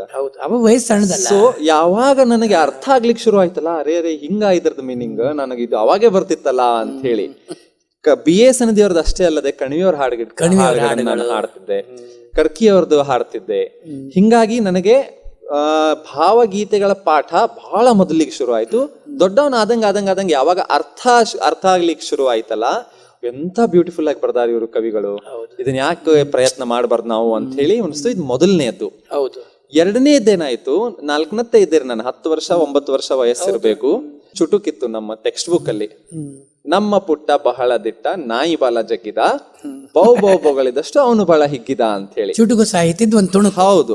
ನಾನು ಎಲ್ಲೇ ಹೋದ್ರು ನೀವು ಹೆಂಗ ಕವಿತೆ ಬರೆದ್ರಿ ಅಂದ್ರೆ ಇದೇ ಇನ್ಸಿಡೆಂಟ್ ಅನ್ನು ನಾನು ಹೇಳೋದು. ಯಾಕಂತಂದ್ರೆ ಅಂತ ಗಾಢವಾದ ಪರಿಣಾಮವನ್ನು ಚನ್ವೀರ್ ಕಣಿಯವರು ನನ್ನ ಮೇಲೆ ಬೀರಿದ್ದಾರೆ ಅಂದ್ರೆ ಅದ್ಭುತವಾದಂತ ಸಾಹಿತ್ಯವನ್ನು ಚನ್ವೀರ್ ಕಣಿಯವರು ರಚಿಸಿದ್ರು. ನನ್ನ ಮೇಲೆ ಗಾಢವಾದ ಪರಿಣಾಮ ಬೀರಿದ್ದು ನಮ್ಮ ಪುಟ್ಟ ಬಹಳ ದಿಟ್ಟ ಅನ್ನುವಂತ ಚುಟುಕು. ನಮ್ ಟೀಚರ್ ಅವ್ರು ಯಾವತ್ತು ನಮಗದನ್ನ ಶಾಲೆಯಲ್ಲಿ ಕಲಿಸಿದ್ರು, ನನಗೆ ಅವತ್ತೇ ಒಂದೇ ಇದಕ್ಕೆ ಬಾಯ್ಹಾಲ್ಟ್ ಆಯ್ತದು. ಬಾಯ್ಹಾಲ್ಟ್ ಆದ ತಕ್ಷಣ ನಮ್ಮ ತಾಯಿಯವ್ರಿಗೆ ಹೇಳಿದೆ, ತಂದೆಯವ್ರಿಗೆ ಹೇಳಿದೆ, ಯಾರು ಹೇಳಿದ್ರು ಎಲ್ಲರಿಗೂ ಅದನ್ನ ಹೇಳ್ತಿದ್ದೇನೆ ನಾನು. ಇಷ್ಟೊಂದು ಭಾಷಣಗಳು ಬರ್ತಿದ್ದು, ಇಷ್ಟೊಂದು ಹಾಡುಗಳು ಬರ್ತಿದ್ರು. ಮನೆಗೆ ಯಾರಾದ್ರೂ ಬಂದ್ರೆ ಏನಾದ್ರು ಹೇಳಿ ತೋರಿಸು ಅಂದ್ರೆ ನಮ್ಮ ಪುಟ್ಟ ಬಹಳ ದಿಟ್ಟ ಅಂತಿದ್ದೆ ನಾನು. ಸರ್ಕಾರಿ ಶಾಲೆಗಳೊಳಗೆ ಎಕ್ಸಾಮ್ ಬರಿಬೇಕು ಅಂತಂದ್ರೆ ಪೇಪರ್ಗಳು ನಾವೇ ಒಯ್ಬೇಕಾಗ್ತಿತ್ರಿ. ಕ್ವಶನ್ ಪೇಪರ್ ಬೋರ್ಡ್ ಮೇಲೆ ಬರೀತಿದ್ರು. ಎಲ್ಲ ಕ್ವಶನ್ ಪೇಪರ್ ಬರ್ದಿದ್ರು ಟೀಚರ್. ಲಾಸ್ಟಿಗೆ ಬಿಟ್ಟ ಸ್ಥಳ ತುಂಬಿರಿ ಅಂತ ಹೇಳಿ ನಮ್ಮ ಪುಟ್ಟ ಬಳದಿಟ್ಟ ಡ್ಯಾಶ್ ಡ್ಯಾಶ್ ಡ್ಯಾಶ್ ಅಂತ ಬರೆದಿದ್ರು. ನನ್ ಪೇಪರ್ ತುಂಬಿ ಬಿಟ್ಟಿತ್ತು ಆ ಪ್ರಶ್ನೆಗೆ ನಾನು ಬರ್ಗುಡ್ಕ. ಹಿಂಗಾಗಿ ಏನಾಯ್ತು, ಆ ಉತ್ತರ ನನಗ್ ಗೊತ್ತಿತ್ತು. ವರ್ಷ ಪೂರ್ತಿ ನಮ್ಮ ಪುಟ್ಟ ಬಹಳ ದಿಟ್ಟ ಅಂತ ಹೇಳಿದ್ಮೇಲೆ ಪೇಪರ್ ಒಳಗ್ ಜಾಗ ಸಾಲಿಲ್ಲ ಅಂತ ಹೇಳಿ ನಾನು ಬರೀಲಾರ್ದ ಮನೆಗೆ ಬಂದಿದ್ದೆ. ಸಪ್ಲಿಮೆಂಟ್ ಕೊಡ್ತಾರ ಅಂತ ಹೇಳಿ ಗೊತ್ತೇ ಇಲ್ಲ. ಟೀಚರ್ ಕೇಳಿದ್ರೆ ಏನಾದ್ರು ಪೇಪರ್ ಅಡ್ಜಸ್ಟ್ ಮಾಡ್ತಾರ ಅಂತ ಹೇಳಿ. ಅದನ್ನ ನಮ್ ತಾಯಿಗೆ ಬಂದ್ ದೊಡ್ಡ ಸ್ಥಾನದಿಂದ ಹೇಳಿದ್ದೆ. ನಾ ಎಷ್ಟು ಎಕ್ಸಾಮ್ ಒಳಗ್ ಬರ್ದ್ ಬಿಟ್ಟಿದ್ದೆ ಅಂದ್ರೆ ಪೂರಾ ಬರ್ದೀನಿ, ಎಲ್ಲ ಬರ್ದೀನಿ, ಗೊತ್ತಿರೋ ಆನ್ಸರ್ಗೆ ಜಾಗ ಇಲ್ಲ ಅಂತಂದ್ ಬರೀಲಾರ್ದ ಬಂದಿನಿ ಅಂತ ಹೇಳಿ. ಈಗ ತಾಯಿಗೆ ಮಗನ ಬ್ರಾಡ್ಕಾಸ್ಟಿಂಗ್ ಮ್ಯಾನೇಜರ್ ಇದ್ದಂಗೆ ತಾಯಿ. ಹೌದು, ಏನ್ ಮಾಡಿದ್ರು ಎಲ್ಲರಿಗೂ ಅದನ್ನ ಒಪ್ಪಿಸ್ತಾರೆ. ದ್ವಿಭಾಷಾ ಕವಿ ನಮ್ ದೊಡ್ಡಪ್ಪ ರೀ, ಎಸ್ ಸನದಿ ಅಂತ ಹೇಳಿ ಸರ್ದಾರ್ ಹೈಸ್ಕೂಲ್ ಅಲ್ಲಿ ಇದ್ರು. ಹಿಂದಿ ಮತ್ತು ಕನ್ನಡ ಭಾಷೆ. ಅವ್ರು ನಮ್ ಮನೆಗ್ ಬಂದ್ರು ಒಂದಿನ. ಅವ್ರಿಗೂ ನಮ್ ತಾಯಿಯವ್ರು ಹೇಳಿದ್ರು ಹಿಂಗ್ ಮಾಡೋಣ ನಿಮ್ ಮಗ ಅಂತ ಹೇಳಿ. ಅವರಿಗೆ ಗಲಿಬಿಲಿ ಆಗ್ಲಿಲ್ಲ. ಅವರು ಬಹುಶಃ ಅಂತ ಸಿಚುವೇಶನ್ ಅವ್ರಿಗೆ ಮೊದಲು ಬಂದಿತ್ತು, ಟೀಚರ್ ಇರೋ ಕಾರಣಕ್ಕಾಗಿ ಏನೋ, ಅಥವಾ ಆ ಒಂದ್ ಸ್ಟೆಬಿಲಿಟಿ ಅವರಲ್ಲಿ ಇತ್ತು. ಏನ್ ತಪ್ಪಿಲ್ಲ, ನೀ ಬಾ ಇಲ್ಲೇ ಅಂತ ಹೇಳಿದ್ರೆ. ಏನ್ ಬರೀಲಾರ್ದೆ ಬಂದಿ ಅಂತಂದ್ರು. ನಾನು ಹೇಳಿದೆ ಹಿಂಗ್ ಬರೀಲಾರ್ದೆ ಬಂದಿನಿ ಅಂತ ಹೇಳಿ. ಹೋಗ್ಲಿ ಬಿಡು, ಚನ್ವೀರ್ ಕಣಿವಿ ಅವ್ರದ್ದು ಬರೀಲಿಲ್ಲ ಅಂದ್ರೆ ಏನಾಯ್ತು, ನಾನು ನೀನು ಕೂಡಿ ಬರೀಣು ಬಾ ಇವತ್ತ ಅಂತ. ನಮ್ಮ ಪುಟ್ಟ ಬಹಳ ದಿಟ್ಟ ನಾಯಿ ಬಾಲ ಜಗ್ಗಿದ, ಬೊಗಳಿದಷ್ಟು ಅವನು ಬಹಳ ಹಿಗ್ಗಿದ ಅಂತ ಹೇಳಿ. ಎಕ್ಸಾಮ್ ಒಳಗ್ ಬರ್ದಿಲ್ಲಲ್ಲ ನೀನು, ಈಗರೆ ಬರೀ ಪೇಪರ್ ಅಂತ ಹೇಳಿ ಬರಿಸಿದ್ರು. ಬರಿಸಿದ್ಮೇಲೆ ನೋಡು ಇಲ್ಲಿ ದ ಮತ್ತ ಅಂತ ಬಂದೈತಾ. ಹೌದು, ಹೌದು, ಇದಕ್ ಪ್ರಾಸ ಅಂತ. ಹೌದು, ಪ್ರಾಸ. ಮೊದಲನೇ ಸಾಲೊಳಗ್ 4 ಶಬ್ದ ಅದಾವ, ಎರಡನೇ ಸಾಲೊಳಗ್ 4 ಶಬ್ದ ಅದಾವ, 4 ಶಬ್ದ ಅದಾವ. ನೋಡು, ಇದಕ್ ಚುಟುಕು ಅಂತಂತಾರ. ಯಾಕಂದ್ರೆ ಹಿಂಗ್ ಶುರುವಾಗಿ ಹಿಂಗ್ ಮುಗಿತದ ಅದು, ಅದಕ್ಕೆ ಚುಟುಕು ಅಂತಾರ. ಈಗ ನೀ ಏನ್ರ ಬರೀ ನೋಡೋನು ಅಂತಂತಂದ್ರು. ಏನು ತಿಳಿಲಿಲ್ಲ ಏನ್ ಬರಿಬೇಕು ಅಂತಂದ್ರೆ. ನಿನ್ ಕ್ಲಾಸ್ ಒಳಗೆ ಯಾರದಾರ ನಿನ್ ಫ್ರೆಂಡ್? ಏನೋ ರಮಾದೇವಿ ಅಂತ ಹುಡುಗಿ ಇದ್ಲು, ನನ್ನ ಹೆಸರು ಹೇಳಿದೆ. ನನ್ ಮುಂದ್ ಅಂದ್ರೆ ಹುಡುಗ ಹುಡುಗಿ ಕೂಡಿಸ್ತಿದ್ರು, ಬಾಜು ಕೂಡ್ತಿದ್ಲು. ಹೌದು, ಹೌದಾ ಆಯ್ತು ನೋಡು, ನನ್ನ ಗೆಳತಿ ರಂಗಿ ಅಂತಂದು ಅವ್ರು ಬರೆದ್ಕೊಟ್ಟು ಮೊದಲನೇ ಸಾಲು ಬರೆದ್ಕೊಟ್ಟು. ಒಂದೇ ಸಾಲು. ಈಗ ನೀ ಜೋಡಿಸಿ ಏನ್ ಜೋಡಿಸ್ತಿ ಅಂತ ಹೇಳಿ ನಾನು ಯೋಚಿಸಿದ ಬರದೆ. ನನ್ನ ಗೆಳತಿ ರಂಗಿ ಅವಳ ತಂಗಿ ನಿಂಗಿ ಮರವ ಇರ್ಲಿಕ್ಕೆ ಹೋಗಿ ಹರಿದುಕೊಂಡಳ ಅಂಗಿ. ಅದು ನಾನು ಬರೆದಿರ್ತಕ್ಕಂಥ ಮೊದಲ 4 ಸಾಲು. ಅದು ಅರ್ಥಪೂರ್ಣದ. ಹೌದು, ಅರ್ಥಪೂರ್ಣ ಚುಟುಕದ ಅದು. ಯಾಕಂದ್ರೆ ನಾನು ನೋಡಿದ್ದು ಅದು ಬಿದ್ದಿದ್ದು ಅವ್ರ ಅಂತ ಹೇಳಿ. ಸೊ ಅದನ್ನ ಬರದೆ ಆ ಚುಟುಕು ನಾನು ಇಲ್ಲಿವರೆಗೆ ನಾನು ಕವನಗಳನ್ನು ಬರಿತೀನಿ, ಲೇಖನಗಳನ್ನು ಬರಿತೀನಿ. ಎಲ್ಲಾ ಪೇಪರ್ಗಳೊಳಗೆ ಕವನಗಳು ಬಂದವ, ನನ್ನ ಪುಸ್ತಕದ ವಿಮರ್ಶೆಗಳು ಬಂದದೆ. ಬಟ್ ಆ 4 ಚುಟುಕುಗಳಿಂದ ಆ ಜರ್ನಿ ಅನ್ನೋದು ಪ್ರಾರಂಭ ಆಗಿತ್ತು. ಹಿಂಗಾಗಿ ವಿವಿಧ ರೀತಿಯೊಳಗೆ ವಿವಿಧ ರೀತಿಯ ಜನ ಎಲ್ಲರೂ ನನ್ನ ಬರವಣಿಗೆ ಕಾರಣೀಕರ್ತರು ಆಗಿದ್ದಾರೆ. ಪ್ರಕಟಿತ ಕವನ ಸಂಕಲನ ಹುಲಿಯ ನೆತ್ತಿಗೆ ನೆರಳು, ಇದೇನಿದು? ಮೊದಲ ಕವನ ಸಂಕಲನ ನಂದು ಹುಲಿಯ ನೆತ್ತಿಗೆ ನೆರಳು 2019ರಲ್ಲಿ ಪ್ರಕಟ ಆಗಿತ್ತು. ಬಹುತೇಕವಾಗಿ ನನ್ನ ವೈಯಕ್ತಿಕ ಅನಿಸಿಕೆ, ಯೂನಿವರ್ಸಲ್ ಕೂಡ ಹೌದು, ಪ್ರೀತಿ ಮತ್ತು ಮಾನವೀಯ ಮೌಲ್ಯಗಳು ಅಥವಾ ಮಾನವೀಯತೆ. ಜಗತ್ತಿಗೆ ಇವು 2 ಇದ್ರೆ, ಜಗತ್ತಿಗೆ ಅಂತಂದ್ರೆ ಜಗತ್ತಿನ ಪ್ರತಿಯೊಬ್ಬರಿಗೂ ಈ 2 ಅಂತಃಕರಣಗಳು ಇದ್ದರೆ, ಪ್ರೀತಿ ಮತ್ತು ಮಾನವೀಯತೆ, ಯಾವುದೇ ರೀತಿಯ ಸಂಘರ್ಷಗಳು ಈ ಜಗತ್ತಿನಲ್ಲಿ ಉದ್ಭವಿಸುವುದಿಲ್ಲ. ಅದು ಎಂತವೇ ಕ್ಲೇಶಗಳಿರ್ಲಿ, ಯುದ್ಧಗಳಿರ್ಲಿ, ಸಂಘರ್ಷಗಳಿರ್ಲಿ, ಎಂತ ನಿಂದನೆಗಳಿರ್ಲಿ, ಮಾನವೀಯತೆ ಮತ್ತು ಪ್ರೀತಿ ಒಬ್ಬನಲ್ಲಿ ಇದೆ ಅಂತಂದ್ರೆ ಆ ಮನುಷ್ಯ ಅಂತ ಯಾವುದೇ ಪ್ರಚೋದಿತ ವಸ್ತುಗಳಲ್ಲಿ ತನ್ನನ್ನು ತಾನು ತೊಡಗಿಸಿಕೊಳ್ಳುವುದಿಲ್ಲ ಅನ್ನೋದು ನನ್ನ ವೈಯಕ್ತಿಕವಾದಂತ ಭಾವನೆ. ಅದು ಸಾರ್ವತ್ರಿಕವೂ ಹೌದು. ಹುಲಿಯ ನೆತ್ತಿಗೆ ನೆರಳು ಅಂತಂದ್ರೆ, ಹುಲಿ ವ್ಯಾಘ್ರ ಅನ್ನೋದು ನಮ್ಮಲ್ಲಿ ಇರತಕ್ಕಂಥ ಕ್ರೌರ್ಯದ ಸಂಕೇತ. ನಾವು ಮಾತಾಡ್ತಿರ್ತೀವಲ್ಲ, ನಮ್ಮಲ್ಲಿ ಅದು ಮೆಟಫರ್ ಇದೆ. ಪಿತ್ತ ನೆತ್ತಿಗೆ ಇರುವುದು, ಸಿಟ್ಟು ನೆತ್ತಿಗೆ ಇರುವುದು, ರೂಪಕ ಅದು ಮೆಟಫರ್. ಹುಲಿಯ ನೆತ್ತಿ ಅಂತಂದ್ರೆ ಆ ಕ್ರೋಧ ನೆತ್ತಿಗೆ ಇರುವುದು ಅಂತ ಹೇಳಿ. ಆದ್ರೆ ಇಂದಿನ ದಿನಮಾನದ ಅವಶ್ಯಕತೆ ಏನಿದೆ ಅಂದ್ರೆ, ಆ ಕ್ರೋಧಕ್ಕೆ, ಆ ನೆತ್ತಿಗೆ ಇರೋ ಪಿತ್ತಕ್ಕೆ ನೆರಳು ಕೊಡತಕ್ಕಂತ ಕೆಲಸವನ್ನು ನಾವು ಮಾಡಬೇಕಾಗಿದೆ. ಚಂದದ ಟೈಟಲ್ ಇದು. ಸೊ ಅದು ಹುಲಿಯ ನೆತ್ತಿಗೆ ನೆರಳು ಅನ್ನೋದು ಮೊದಲ ಕವನ ಸಂಕಲನ. ವಿಶೇಷತೆ ಏನಂತಂದ್ರೆ, ಒಂದೇ ಥೀಮಿನ ಅಡಿ ಬರ್ದಿರ್ತಕ್ಕಂಥ ಕವನಗಳು ಆ ಸಂಕಲನದಲ್ಲಿವೆ. ಮೊದಲನೇ ಕವನ ಥೀಮ್ ಒಂದೇ ಹಾಕೊಂಡಿರಿ. ಹೌದು, ಮೊದಲನೇ ಕವನ ಪ್ರಶ್ನೆ ಅಂತಿದ್ದರೆ ಕವನ ವಾಚನ ಮಾಡಬಹುದಲ್ಲ? ಮಾಡಬಹುದು. 2019ರಲ್ಲಿ ಪ್ರಕಟ ಆದಾಗ ಮೊದಲ ಕವನ ಇದರಲ್ಲಿ ಪ್ರಶ್ನೆ ಅನ್ನೋ ಹೆಸರಿನಲ್ಲಿದೆ. ಕೊನೆಯ ಕವನ ಬಯಕೆ ಅನ್ನೋ ಹೆಸರಿನಲ್ಲಿ. ಕೊನೆಯ ಕವನ ಬಯಕೆ. ಹೌದು. ಸೊ ಈ ಮಧ್ಯದಲ್ಲಿ ನನಗೆ ವೈಯಕ್ತಿಕವಾಗಿ ಅಂದ್ರೆ ಕವಿಗೆ ಈ ಜಗತ್ತಿನಲ್ಲಿ ನಾನು ಏನೇನ್ ಕಾಣ್ಲಿಕ್ಕೆ ಬಯಸ್ತೀನಿ ಅನ್ನೋಂಥ ವಿವಿಧ ವಸ್ತುಗಳನ್ನ ಇಟ್ಕೊಂಡು ಇಲ್ಲಿ ಕವನಗಳು ಬರ್ತಾ ಹೋಗ್ತವೆ. ಒಂದ್ ಕವನ ನಾನು ಓದ್ತೀನಿ. ಕವನದ ಶೀರ್ಷಿಕೆ ಕಾಡ್ಗಿಚ್ಚು. ತುಂಬಾ ಚಿಕ್ಕ ಕವನ, ಕಾಡ್ಗಿಚ್ಚು. ಕಾಡಿಗೆ ಬೆಂಕಿ ಬಿದ್ದಿದೆ, ಕಾಡು ಪ್ರಾಣಿಗಳು ಹೈರಾಣಾಗಿವೆ. ಹೌದು. ಅಲ್ಲಿಂದಿಲ್ಲಿಗೆ ಇಲ್ಲಿಂದಲ್ಲಿಗೆ ಓಡಾಡಿ ಕಿರುಚಾಡಿ ಬಚಾವಾಗಲು ಯತ್ನಿಸುತ್ತಿವೆ. ಜಿಂಕೆ, ಮೊಲ, ಆಮೆ, ಆನೆ, ಹುಲಿ, ಸಿಂಹ, ಸರ್ಪ, ಚಿರತೆ ಎಲ್ಲ ದಿಕ್ಕು ದಾರಿ ತೋಚದೆ ಸುಟ್ಟು ಶವವಾಗಿವೆ. ಕಾಡ್ಗಿಚ್ಚು ಹಬ್ಬುತ್ತಾ ಹಬ್ಬುತ್ತಾ ಜೀವಗಳ ಸುಡುತ್ತಾ ಕೊನೆಗೆ ಊರು ತಲುಪಿದೆ. ಕಾಡ್ಗಿಚ್ಚು ಹಬ್ಬುತ್ತಾ ಹಬ್ಬುತ್ತಾ ಜೀವಗಳ ಸುಡುತ್ತಾ ಕೊನೆಗೆ ಊರು ತಲುಪಿದೆ. ಜನರ ಮನೆಗಳಲ್ಲಿ ಹೊತ್ತಿರುವ ಕ್ರೋಧಾಗ್ನಿಯ ಕಂಡು ತಣ್ಣಗಾಗಿದೆ.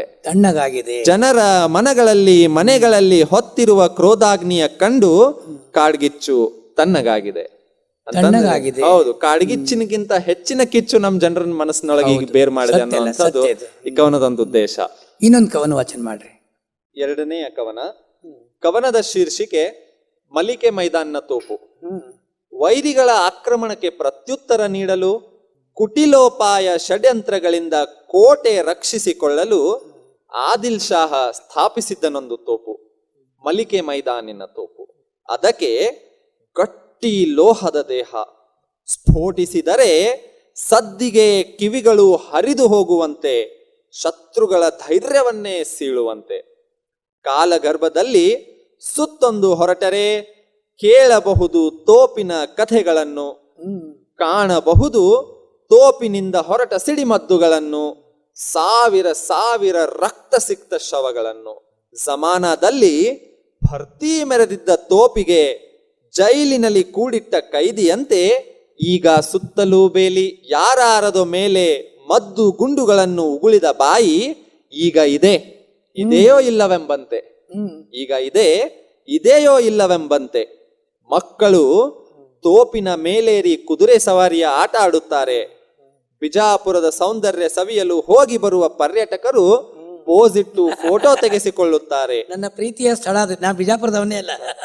ಬಿಜಾಪುರದ ಸೌಂದರ್ಯ ಸವಿಯಲು ಹೋಗಿ ಬರುವ ಪರ್ಯಟಕರು ಪೋಸಿಟ್ಟು ಫೋಟೋ ತೆಗೆಸಿಕೊಳ್ಳುತ್ತಾರೆ.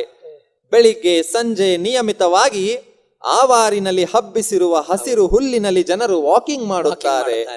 ಮಠ ಮಧ್ಯಾಹ್ನದ ಸುಡು ಬಿಸಿಲಿನಲ್ಲಿ ಜನಜಂಗುಳಿ ಇಲ್ಲದಿರುವಾಗ ಯುವ ಪ್ರೇಮಿಗಳು ಅಲ್ಲಿ ಸಂಧಿಸುತ್ತಾರೆ. ರಾತ್ರಿಯಾದರೆ ಮದ್ದನ್ನು ತುಂಬಿಕೊಂಡಿರುತ್ತಿದ್ದ ತೋಪಿನ ನಳಿಕೆಯಲ್ಲಿ ಗುಬ್ಬಿಗಳು ಠಿಕಾಣಿ ಹೂಡುತ್ತವೆ. ಅವುಗಳ ರಕ್ಷಿಸಲು ಜೇಡಗಳು ತೋಪಿನ ಬಾಯಿಗೆ ಬಲೆ ಹೆಣೆಯುತ್ತಿವೆ.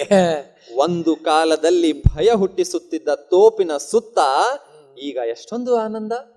ಒಂದು ಕಾಲದಲ್ಲಿ ಭಯ ಹುಟ್ಟಿಸುತ್ತಿದ್ದ ತೋಪಿನ ಸುತ್ತ ಈಗ ಎಷ್ಟೊಂದು ಆನಂದ. ಕಳೆದ ಕ್ರೂರ ಸಮಯದತ್ತ ಹೋಗದು ಯಾರದೂ ಚಿತ್ತ. ಕಳೆದ ಕ್ರೂರ ಸಮಯದತ್ತ ಹೋಗದು ಯಾರದೂ ಚಿತ್ತ. ಎಷ್ಟು ದೊಡ್ಡದಾದರೇನು ಪ್ರತಿಷ್ಠೆ ಗರ್ವ ಸ್ಥಾಯಿ. ಎಷ್ಟು ದೊಡ್ಡದಾದರೇನು ಪ್ರತಿಷ್ಠೆ ಗರ್ವ ಸ್ಥಾಯಿ. ಒಂದಲ್ಲ ಒಂದು ದಿನ ಮುಚ್ಚಲೇಬೇಕು ಬಾಯಿ. ಕೇಳುಗ್ರೆ, ದೊಡ್ಡ ಕವಿ ಅಂತ ಹೇಳಬಹುದು. ವಯಸ್ಸು ಚಿಕ್ಕದು, ಜ್ಞಾನದಲ್ಲಿ ಅಂತರವಿಲ್ಲಲ್ಲ. ನಾವು ಇದರ ಧ್ರುವನ ನೆನೆಸ್ಕೋತೀವಿ, ಭಕ್ತ ಪ್ರಹ್ಲಾದನ ನೆನೆಸ್ಕೋತೀವಿ. ಹೀಗೆ ಹಲವಾರು ಬಾಲಕರು ತಮ್ಮ ಪ್ರತಿಭೆ, ತಮ್ಮ ಜ್ಞಾನವನ್ನು ಆ ವಯಸ್ಸಿನಲ್ಲಿಯೇ ಮೀರಿ ತೋರಿಸಿದ್ದಾರೆ. ಆ ರೀತಿ ನಮ್ಮ ನದೀಂ ಸನದಿಯವರು. ಈಗ ಇನ್ನೊಂದು ಸುಂದರ ಕವನ ಬಿ ಎ ಸನದಿಯವರದು. ಸಗಮ ಪ ಗಮ ಪ ಗಮ ಪ ನೀ ನೀ ಸಾ ಪ ನಿ ಸಾ ರೆ ಸಾ ನೀ ಪ ಮ ಪ ಗಮ ಪ ನೀ ಪ ನಿ ಪ ಮ ಗ ಮ ಗ ಸಾ. ಸಿಂಗಾರಗೊಳ್ಳುವುದಕ್ಕೆ ಬಂಗಾರವೇ ಬೇಕೆ, ಹಳೆದಾಯ್ತು ನಲ್ಲೇ ಆ ನಂಬಿಗೆ. ಸಿಂಗಾರಗೊಳ್ಳುವುದಕ್ಕೆ ಬಂಗಾರವೇ ಬೇಕೆ, ಹಳೆಯದಾಯ್ತು ನಲ್ಲೇ ಆ ನಂಬಿಗೆ. ಶಿಸ್ತು ಸಂಯಮದೆದಾರು ವಸ್ತು ಒಡವೆಗಳತ್ತ, ನಡೆನುಡಿಗಳಾಭರಣ ಸಾಕು ನಮಗೆ. ಶಿಸ್ತು ಸಂಯಮದೆದಾರು ವಸ್ತು ಒಡವೆಗಳೆತ್ತ ನಡೆನುಡಿಗಳ ಆಭರಣ ಸಾಕು ನಮಗೆ. ಬಂಗಾರದಾಭರಣಗಳ ಕಡೆಗೆ ಕಣ್ಣಿಡದ ಸರಳ ದೃಷ್ಟಿಯೇ ಪರಮ ಸಿಂಗಾರವು. ಕೈಗೆ ಕೃತಿ ಸಿಂಗಾರ ಬಾಯಿಗೆ ಶ್ರುತಿ ಸಿಂಗಾರ.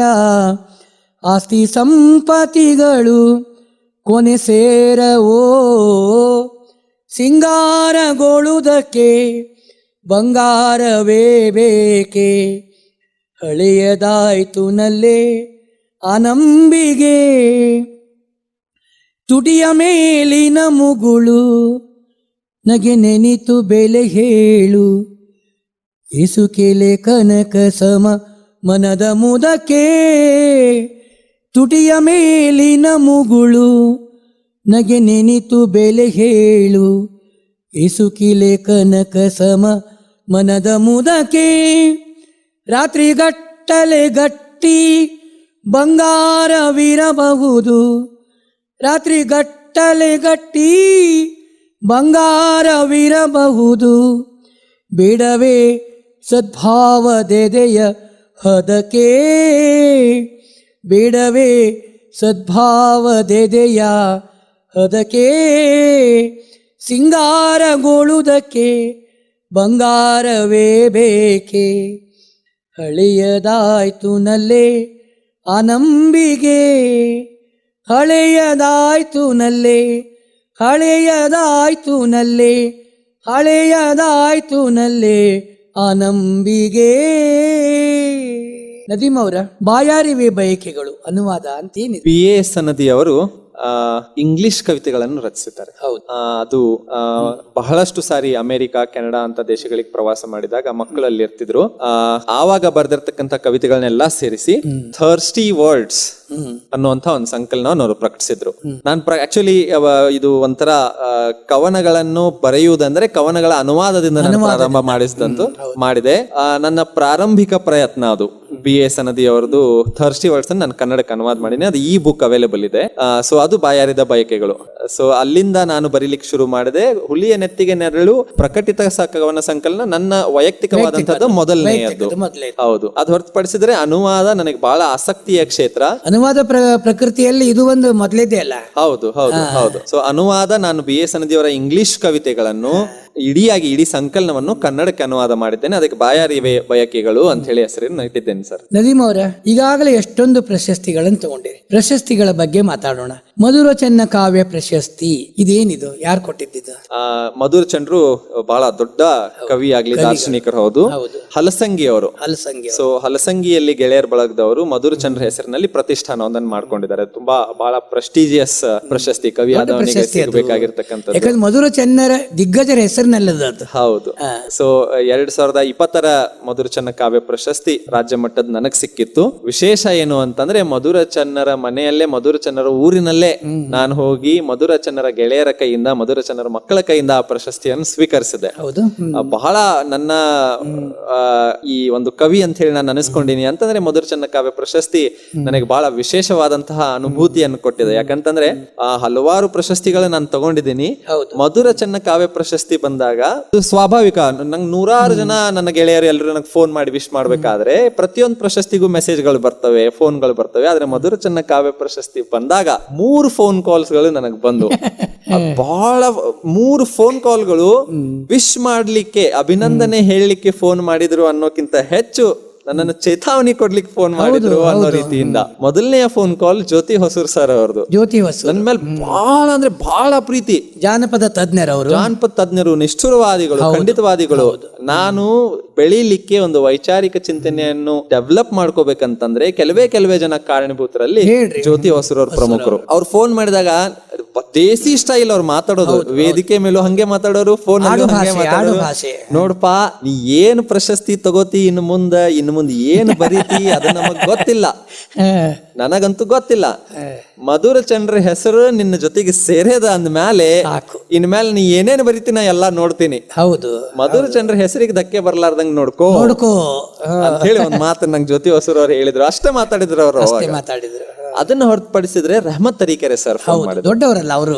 ರೆಹಮತ್ ತರೀಕೆರೆ ಸರ್ ಅಂದ್ರೆ ನನಗೆ ಜೀವ ಇದ್ದಷ್ಟು ಇಷ್ಟ, ಬಹಳ ಅಂದ್ರೆ ಬಹಳ ಇಷ್ಟ ಅವ್ರು ನನಗೆ. ಅವ್ರು ಹಂಗ್ ಫೋನ್ ಮಾಡಿದ್ರೆ ಏನ್ ಅನಿಸ್ತದೆ ನದೀಮ್ ಅಂತ ಕೇಳಿದ್ರು. ನಾನು ಸರ್ ಐ ಆಮ್ ಸ್ಪೀಚ್ಲೆಸ್, ಏನ್ ಹೇಳ್ಬೇಕು ಸರ್, ಹೇಳಿ ಶಬ್ದ ಇಲ್ಲ. ಈಗಾಗ್ಲೇ ನನಗೆ 4-5 ಪ್ರಶಸ್ತಿಗಳು ಬಂದವ, ಇದು 5ನೇ ಪ್ರಶಸ್ತಿ. ನನಗೆ ಏನ್ ಅನಿಸ್ತದೆ, ನನಗಿಂತ ಚೆನ್ನಾಗಿನೇ ಬರೀತಾರೆ ಎಲ್ರು, ಆದ್ರೆ ನಾನು ಆ ಎಲ್ಲಾ ಜನರ ಒಳಗೆ ಅದೃಷ್ಟವಂತ ಅಂತ ಹೇಳಿ ಅನಿಸ್ತದೆ. ನನಗಿಂತ ಎಲ್ಲರೂ, ನಾನು ಬದ್ರು ಚೆನ್ನ ಕಾವ್ಯ ಪ್ರಶಸ್ತಿಯನ್ನು ತಗೊಂಡು ಸ್ವೀಕರಿಸಿದ ಮಾತುಗಳಲ್ಲಿ ನಾನು ಅದನ್ನೇ ಹೇಳಿ ಬಂದೆ. ಈ ಪ್ರಶಸ್ತಿಯನ್ನು ನನ್ನ ವೈಯಕ್ತಿಕವಾಗಿ ನನ್ನ ಕವನ ಸಂಕಲನಕ್ಕೆ ಅಲ್ಲದೆ ನನ್ನ ಜೊತೆಗೆ ಬರೀತಿರ್ತಕ್ಕಂಥ ಎಲ್ಲಾ ಯುವ ಕವಿಗಳ ಪರವಾಗಿ ನಾನು ಸ್ವೀಕರಿಸ್ತೇನೆ ಅಂತ ಹೇಳಿ ನಾನು ಅದನ್ನೇ ಮಾತು. ನಾನು ಎಲ್ಲರೂ ನನಗಿಂತ ಚೆನ್ನಾಗೇ ಬರೀತಾರೆ, ಆದ್ರೆ ನಾನು ಅದೃಷ್ಟವಂತ ಅಂತ ಹೇಳಿ ನಾನು ಆ ಮಾತನ್ನ ಆ ಹೊತ್ತಿಗೆ ನನಗೆ ಬಂದಿತ್ತು.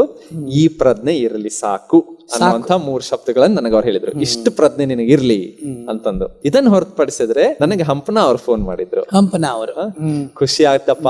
ಎಷ್ಟು ಖುಷಿ ಆಯ್ತು ಅಂದ್ರೆ, BA ಸನದಿಯವರು ನಾನು ಇಬ್ರು ಒಂದೇ ವೇದಿಕೆಯಲ್ಲಿ ಪಂಪ್ ಪ್ರಶಸ್ತಿಯನ್ನು ತಗೊಂಡಿದ್ವಿ. ನಿನಗೆ ಅವಾರ್ಡ್ ಬಂದಾಗ ನನಗೆ ಆ ಸಂದರ್ಭ ನೆನಪಾಯಿತು ಅಂತ ಹೇಳಿ ಹಂಪನ ಅವ್ರು ಫೋನ್ ಮಾಡಿ ನನಗೆ ಹೇಳಿದ್ರು. ಈ 3 ಫೋನ್ ಕಾಲ್ಗಳು ಆ ಪ್ರಶಸ್ತಿಯನ್ನು ತಗೊಂಡಿರ್ತಕ್ಕಂಥ ನನ್ನ ಹೆಗಲುಗಳ ಮೇಲೆ ಭಾರ ಇತ್ತು, ಭಾರವನ್ನು ಇಳಿಸಿರ್ತಕ್ಕಂಥ ಈ ಭಾರವನ್ನು ಇಳಿಸುವ ಪ್ರಯತ್ನವನ್ನು ಆ 3 ಫೋನ್ ಕಾಲ್ಗಳು ಮಾಡಿದ್ರು. ಯಾಕಂತಂದ್ರೆ ನನಗೇನು ಪ್ರಜ್ಞೆ ನನ್ನಲ್ಲಿ ಇನ್ಮೇಲೆ ಇರಬೇಕು, ಜಾಗೃತ ಇರಬೇಕು ಅನ್ನೋದನ್ನ ಆ 3 ಮಹನೀಯರು ನನಗೆ ತಿಳಿಸ್ಕೊಟ್ರು. ಇದು ಹೊರತುಪಡಿಸಿದ್ರೆ ಸೇಡಮ್ಮಿನ ಅಮ್ಮ ಪ್ರಶಸ್ತಿ, ಅದು ಕೂಡ ಬಹಳ ದೊಡ್ಡ ಪ್ರಶಸ್ತಿ, ರಾಜ್ಯ ಮಟ್ಟದ ಪ್ರಶಸ್ತಿ. 20ನೇ ವರ್ಷದ ಅಮ್ಮ ಪ್ರಶಸ್ತಿಯನ್ನು ನಾನು ತಗೊಂಡೆ. ಬೆಳಗಾವಿ ಜಿಲ್ಲಾ ಸಾಹಿತ್ಯ ಪ್ರಶಸ್ತಿ ಅನ್ನೋದು ಸಿರಿಗನ್ನಡ ಸಾಹಿತ್ಯ ಪ್ರಶಸ್ತಿ ಬಂತು, ಸಂಕ್ರಮಣ ಪ್ರಶಸ್ತಿ ಬಂತು, ಹಾಸನದ ಕಾವ್ಯಮಾಣಿಕ ಪ್ರಶಸ್ತಿ ಬಂತು. ಈ ಎಲ್ಲಾ ಪ್ರಶಸ್ತಿಗಳು ನನಗೆ ಆಸೆ ಇತ್ತು, ಬುಕ್ ಪಬ್ಲಿಷ್ ಆದಾಗ 1-2 ಪ್ರಶಸ್ತಿಗಳು ಬರಬೇಕು ಅಂತ ಹೇಳಿ. ಅವಾಗ ಪ್ರಶಸ್ತಿಗಳ ಸಂಖ್ಯೆ ಹೆಚ್ಚಾಗ್ತಾ ಹೋಯ್ತು. ಆವಾಗ ನನಗೆ ರಿಯಲೈಸ್ ಆಗ್ಲಿಕ್ಕೆ ಶುರು ಆಯ್ತು, ಈ ಪ್ರಶಸ್ತಿಗಳು ಯಾಕೆ ಬರ್ತವೆ.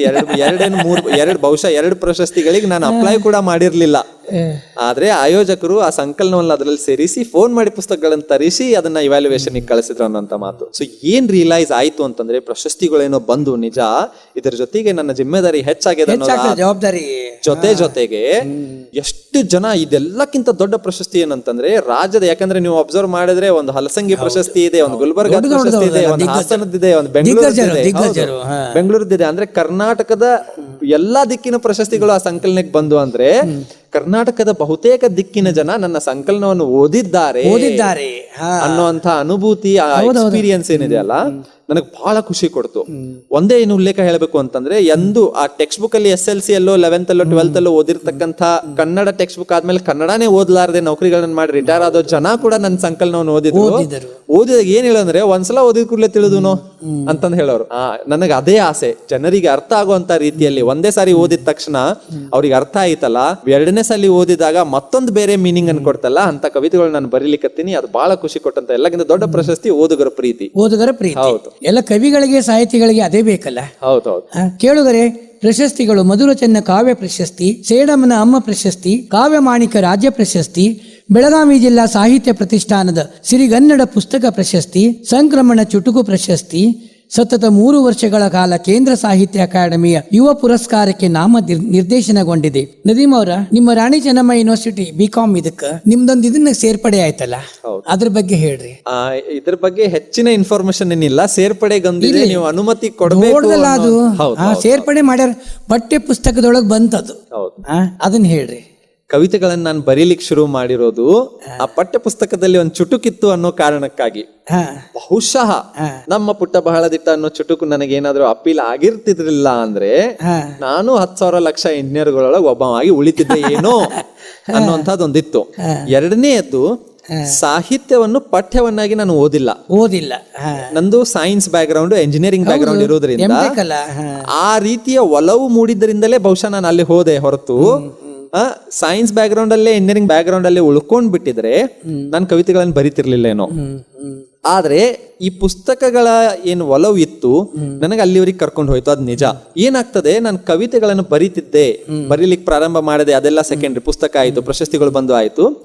ಅದು ನಾವು ನೋಡ್ತಿದ್ವಲ್ಲ, ಟೆಕ್ಸ್ಟ್ ಬುಕ್ ಅಲ್ಲಿ ಬರ್ತಾರ, ಓಹೋ ಇವರೆಲ್ಲ ದೊಡ್ಡವ್ರು ಇರ್ಬೇಕು. ಯಾಕಂದ್ರೆ ನಾನು ಸರಳವಲ್ಲ ಅದು. ಕುವೆಂಪು ಅವ್ರ ಪಠ್ಯವನ್ನು ಓದಿದೀವಿ, ಶಿವರುದ್ರಪ್ಪನವ್ರದ್ದು ಓದಿವಿ, ಅಡಿಗರ್ದು ಓದಿವಿ, ಸನದಿ ಅವ್ರದ್ದು ಓದಿದೀವಿ, ಕಣವಿ ಅವ್ರದ್ದು ಓದಿದೀವಿ. ಬಹುತೇಕ ದಿಗ್ಗಜರ ಕವಿತೆಗಳನ್ನು ನಾವು ಟೆಕ್ಸ್ಟ್ ಬುಕ್ ಅಲ್ಲಿ ಓದಿವಿ. ಸಿದ್ಲಿಂಗಯ್ಯರ ಕವಿತೆಗಳನ್ನು ಓದಿದೀವಿ. ನನ್ನ ಕವಿತೆಗಳನ್ನು ಓದಿ ಸಿದ್ಲಿಂಗಯ್ಯರು ನನಗೆ ಫೋನ್ ಮಾಡಿದ್ರು. ಎಂತ ಅದ್ಭುತ ಪ್ರಸಂಗ ಅಂದ್ರೆ ಅದನ್ನ ಹೇಳಲಿಕ್ಕೆ 10 ನಿಮಿಷ ಬೇಕು, ಅಂತ ಅದ್ಭುತ. JCB ಯಲ್ಲಿ ಕೆಲಸ ಮಾಡ್ತಿದ್ದೆ, ದಾಡ್ ಅಂತಂದ್ರೆ ಏನೋ ರಸ್ತೆ ಹೊಡಿಲಿಕ್ಕತ್ತಿದ್ವಿ ನಾವು. ಆ ಟೈಮಿಗೆ ಒಂದು ಫೋನ್ ರಿಂಗ್ ಆಯ್ತು. ಫೋನ್ ರಿಂಗ್ ಆಯ್ತು ಅದು ನನಗೆ ಒಂದು 10-15 ಸೆಕೆಂಡ್ ಆದ್ಮೇಲೆ ವೈಬ್ರೇಟ್ ಆಗೋದಾಗಂದ್ರೆ ನನ್ನ ಫೋನ್ ಯಾರ್ದು ಅಂತ ಹೇಳಿ ನೋಡ್ಲಾರ್ದೆ ಎತ್ತಿ ಬಿಟ್ಟೆ ಫೋನ್. ನನ್ನ ಹತ್ರ ಫೋನ್ ನಂಬರ್ ಇರ್ಲಿಲ್ಲ. ಅವ್ರು ಮಾತಾಡ್ಲಿಕ್ಕೆ ಶುರು ಮಾಡಿದ್ರು, ನದೀಮ್ ಮಾತಾಡೋದೇನು ಅಂತ ಹೇಳಿ. ನಾನು ಮಾತಾಡ್ಲಿಕ್ಕೆ ಶುರು ಮಾಡಿದೆ. ಹೌದು ಸರ್ ಅಂತಂದ. ಹೌದಾ, ನಾನು ಒಬ್ಬ ಪ್ರೊಫೆಸರ್ ಕಣಪ್ಪ ಅಂತ ಹೇಳಿ ಮಾತು ಶುರು ಮಾಡಿದ್ರು. ರಿಟೈರ್ ಆಗಿದ್ದೀನಿ, ಬೆಂಗಳೂರಿಂದ ಮಾತಾಡ್ತಿದ್ದೀನಿ ಅಂತ ಹೇಳಿ.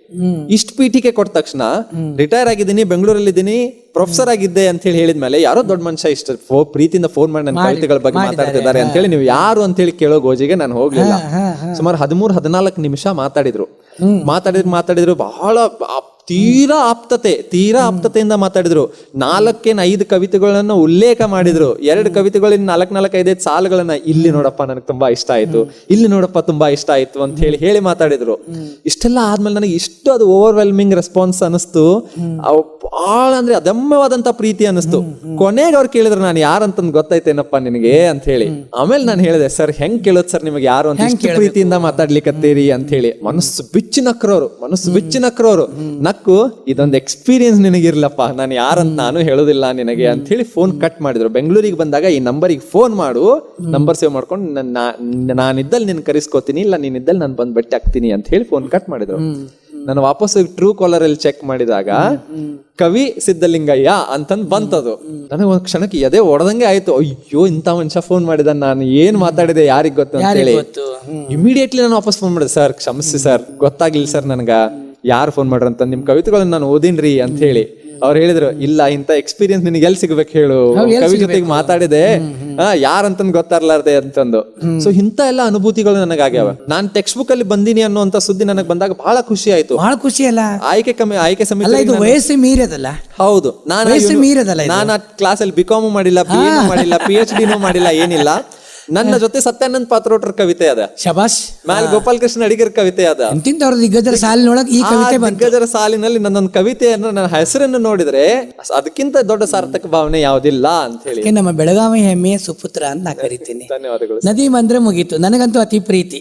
ಸತತ 3 ವರ್ಷಗಳ ಕಾಲ ಕೇಂದ್ರ ಸಾಹಿತ್ಯ ಅಕಾಡೆಮಿಯ ಯುವ ಪುರಸ್ಕಾರಕ್ಕೆ ನಾಮ ನಿರ್ದೇಶನಗೊಂಡಿದೆ ನದೀಮ್ ಅವರದು. ಬಂಡಾಯ ಸಾಹಿತ್ಯ ಸಂಘಟನೆಯ ಬೆಳಗಾವಿ ಜಿಲ್ಲಾ ಘಟಕದ ಸಹ ಸಂಚಾಲಕರಾಗಿ ಕಾರ್ಯನಿರ್ವಹಣೆ ಮಾಡುತ್ತಿರುವರು. ಅಖಿಲ ಭಾರತ ಸಾಹಿತ್ಯ ಸಮ್ಮೇಳನ, ಕಿತ್ತೂರು ಉತ್ಸವ ಒಳಗೊಂಡ 100ಕ್ಕೂ ಹೆಚ್ಚು ಕವಿಗೋಷ್ಠಿ ವಿಚಾರಗೋಷ್ಠಿಗಳಲ್ಲಿ ಭಾಗಿಯಾಗಿರುವರು. ಬಹುತೇಕ ಎಲ್ಲಾ ದಿನಪತ್ರಿಕೆಗಳಲ್ಲೂ ಕವನ ಮತ್ತು ಬರಹಗಳು ಪ್ರಕಟಗೊಂಡಿವೆ. ಉರ್ದು ಮತ್ತು ಹಿಂದಿ ಭಾಷೆಗಳಲ್ಲಿಯೂ ಸಹ ಸಮೃದ್ಧಿ ಜ್ಞಾನವನ್ನು ಪಡೆದುಕೊಂಡವರು. ನದೀಮ್ ಅವರ, ಇವತ್ತು ನಮ್ಮೂರ ಬಾನುಲಿ ಕೇಂದ್ರಕ್ಕೆ ಬಂದಿರಿ, ನಿಮಗೆ ಏನ್ ಅನಿಸ್ಲಿಕ್ಕತ್ತದ? ಬಹಳ ಖುಷಿ ಆಯ್ತು. ತೀರಾ ಒಂದು ವಿಶೇಷವಾದಂತಹ ಫೀಲಿಂಗ್. ಅದರಲ್ಲೂ ಸಹ ನೀವು ಕನಸು ಕಂಡಿದ್ರೇನು? ಇಲ್ಲ ಗೊತ್ತಿಲ್ಲ. ಶ್ರೀರಂಗ್ ಜೋಶಿ ಅವರನ್ನ ನಾನು ಮೊದ್ಲಿಂದ ದೂರದಿಂದ ನೋಡ್ತಿದ್ದೆ, ಕಾರ್ಯಕ್ರಮಗಳಲ್ಲಿ ಆಗ್ಲಿ ಹಾಡೋದಾಗ್ಲಿ ನೋಡ್ತಿದ್ದೆ. ಏನ್ ವಿಶೇಷ ಮನುಷ್ಯಂದ ಅಂತಂದ್ರೆ, ನಾವು ಜನರ ಜೊತೆಗೆ ಬೆರಿಬೇಕು ಅನ್ನೋಂಥದ್ದು. ನಾನ್ ಚಿಕ್ಕವನಾಗಿರ್ತಕ್ಕಂಥದ್ದಕ್ಕೋ ಅಥವಾ ನನ್ನ ಲೇಸಿನೆಸ್ಕೋ ಏನೋ ನಾನು ಜನರನ್ನ ಮಾತಾಡ್ಸ್ಲಿಲ್ಲ ಅಂತಂದ್ರು ಅದ್ರಲ್ಲಿ ನೀವು ಒಬ್ರು ಬಹುಶಃ ನೀವಾಗೇ ನನ್ ಪರಿಚಯ ಮಾಡ್ಕೊಂಡು, ನೀವಾಗೇ ನನ್ನ ಫೋನ್ ನಂಬರ್ ತಗೊಂಡು ನನ್ ಕರೆದ್ರಿ ಇಲ್ಲಿ. ಬಹಳ ಅಂದ್ರೆ ಬಹಳ ಖುಷಿಯ ಎಕ್ಸ್ಪೀರಿಯನ್ಸ್. ಯಾಕಂತಂದ್ರೆ ಬದುಕಿನಲ್ಲಿ ಬಹಳ ಕಡಿಮೆ ಸಂದರ್ಭಗಳಿಗೆ ಸಿಗ್ತವೆ. ನಮ್ಮ ಬದುಕಿನಲ್ಲಿ ಬಂದು ಹೋದವರಿಗೆ ಧನ್ಯವಾದಗಳನ್ನು ಹೇಳಲಿಕ್ಕೆ, ಅವ್ರ ನೆನೆಸ್ಕೊಳ್ಳಿಕ್ಕೆ ಅಂತ ಹೇಳಿ. ಅದೊಂದು ವಿಶೇಷ ಅಲ್ಲ, ಸುವರ್ಣ ಅವಕಾಶ, ಬಹಳ ದೊಡ್ಡ ಅವಕಾಶ. ಅಂತ ಒಂದು ಅವಕಾಶನ ನೀವು ನನಗೆ ಇವತ್ತು ಇಲ್ಲಿ ಕೊಟ್ಟಿರಿ. ನನಗೆ ಬಹಳ ಖುಷಿ ಆಗ್ತದೆ. ಇಲ್ಲ ಅಂತಂದ್ರೆ ನನಗೆ ನನ್ನ ಟೀಚರ್ಗಳು ನೆನಪಿರ್ತಾರೆ, ನನ್ನ ಗೆಳೆಯರು ನೆನಪಿರ್ತಾರೆ, ಆದ್ರೆ ಅವ್ರು ನೀವು ನನಗೋಸ್ಕರ ಒಳ್ಳೇದನ್ನ ಮಾಡಿದಿರಪ್ಪ ಅಂತಂದು ಹೇಳಲಿಕ್ಕೆ ಅವಕಾಶಗಳು ತುಂಬಾ ಕಡಿಮೆ ಸಿಗ್ತವೆ. ಆ ಒಂದು ಅವಕಾಶ ನೀವು ನನಗೆ ಕೊಟ್ರಿ, ಅದಕ್ಕೆ ನಾನು ಬಹಳ ಕೃತಜ್ಞ ನಿಮಗಿದ್ದೀನಿ. ಧನ್ಯವಾದಗಳನ್ನು ನಿಮಗೆ ಹೇಳ್ತೀನಿ ಸರ್. ಉರ್ದು ಮತ್ತು ಹಿಂದಿ ಖ್ಯಾತ ಕವಿ ಗುಲ್ಜಾರ್ ಅವರ ಕವಿತೆಗಳ ಕನ್ನಡ ಅನುವಾದ ಪ್ರಕಟಣೆಯ ಹಂತದಲ್ಲಿದೆ, ಅದು ಯಶಸ್ವಿನೂ ಆಗ್ಲದು. ಧನ್ಯವಾದಗಳು ಸರ್. ನದೀಮ್ ಅವರ, ಇಲ್ಲಿವರೆಗೆ ಬಂದ್ರಿ, ಸುದೀರ್ಘವಾದಂತಹ ಮಾತುಗಳನ್ನಾತು. ಮತ್ ಜಗದ ಜಗುಲಿ ನಮ್ಮೂರ ಬಾನುಲಿ ಕೇಂದ್ರಕ್ಕೆ ನಿಮ್ಮನ್ನು ಕರೆಸ್ತೀವಿ, ಹೊಸ ವಿಷಯಗಳೊಂದಿಗೆ ಮಾತನಾಡೋಣ. ಎಷ್ಟಾದ್ರೂ ನದೀಮ್ ಅವರ, ನಾವು ಸಮಯಕ್ಕೆ ಸೋಲ್ಬೇಕಾಗ್ತದಲ್ಲ, ಸಮಯ ಬಂಧನ ನಮ್ಮ ಜೀವನಕ್ಕೆ ಅದ, ಹೌದಲ್ರಿ? ಅದಕ್ಕೆ ನಾವ್ ಏನ್ ಮಾಡ್ಬೇಕೀಗ, ನಮ್ಮ ಕಾರ್ಯಕ್ರಮವನ್ನ ಮುಕ್ತಾಯ ಮಾಡೋಣ ಅಂತ. ಮುಂದಿನ ಸಲ ಮತ್ತೆ ಇನ್ನೊಂದು ವಿಷಯದೊಂದಿಗೆ, ಅದ್ಭುತವಾದ ಮಧುರವಾದ ಮನದ ಮಾತುಗಳೊಂದಿಗೆ ಆರಂಭ ಮಾಡೋಣ ಅಂತ ಮುಂದಿನ ಸಲ. ಅಲ್ಲಿವರೆಗೆ ಧನ್ಯವಾದಗಳು, ನಮಸ್ಕಾರ. ಧನ್ಯವಾದಗಳು ಸರ್. Thank you. ಕೇಳಿದ್ರಲ್ಲ ಸ್ನೇಹಿತರೆ, ಇದುವರೆಗೂ ತಮ್ಮ ಅಮೂಲ್ಯವಾದ ಸಮಯವನ್ನ ನಮ್ಮ ಜೊತೆಗೆ, ನಮ್ಮೂರ ಬಾನುಲಿ ಜೊತೆ ಕಳೆದಿದ್ದಕ್ಕೆ ಶ್ರೀ ನದೀಮ್ ಸನದಿ ಅವರಿಗೆ ತುಂಬ ಹೃದಯದ ಧನ್ಯವಾದಗಳು.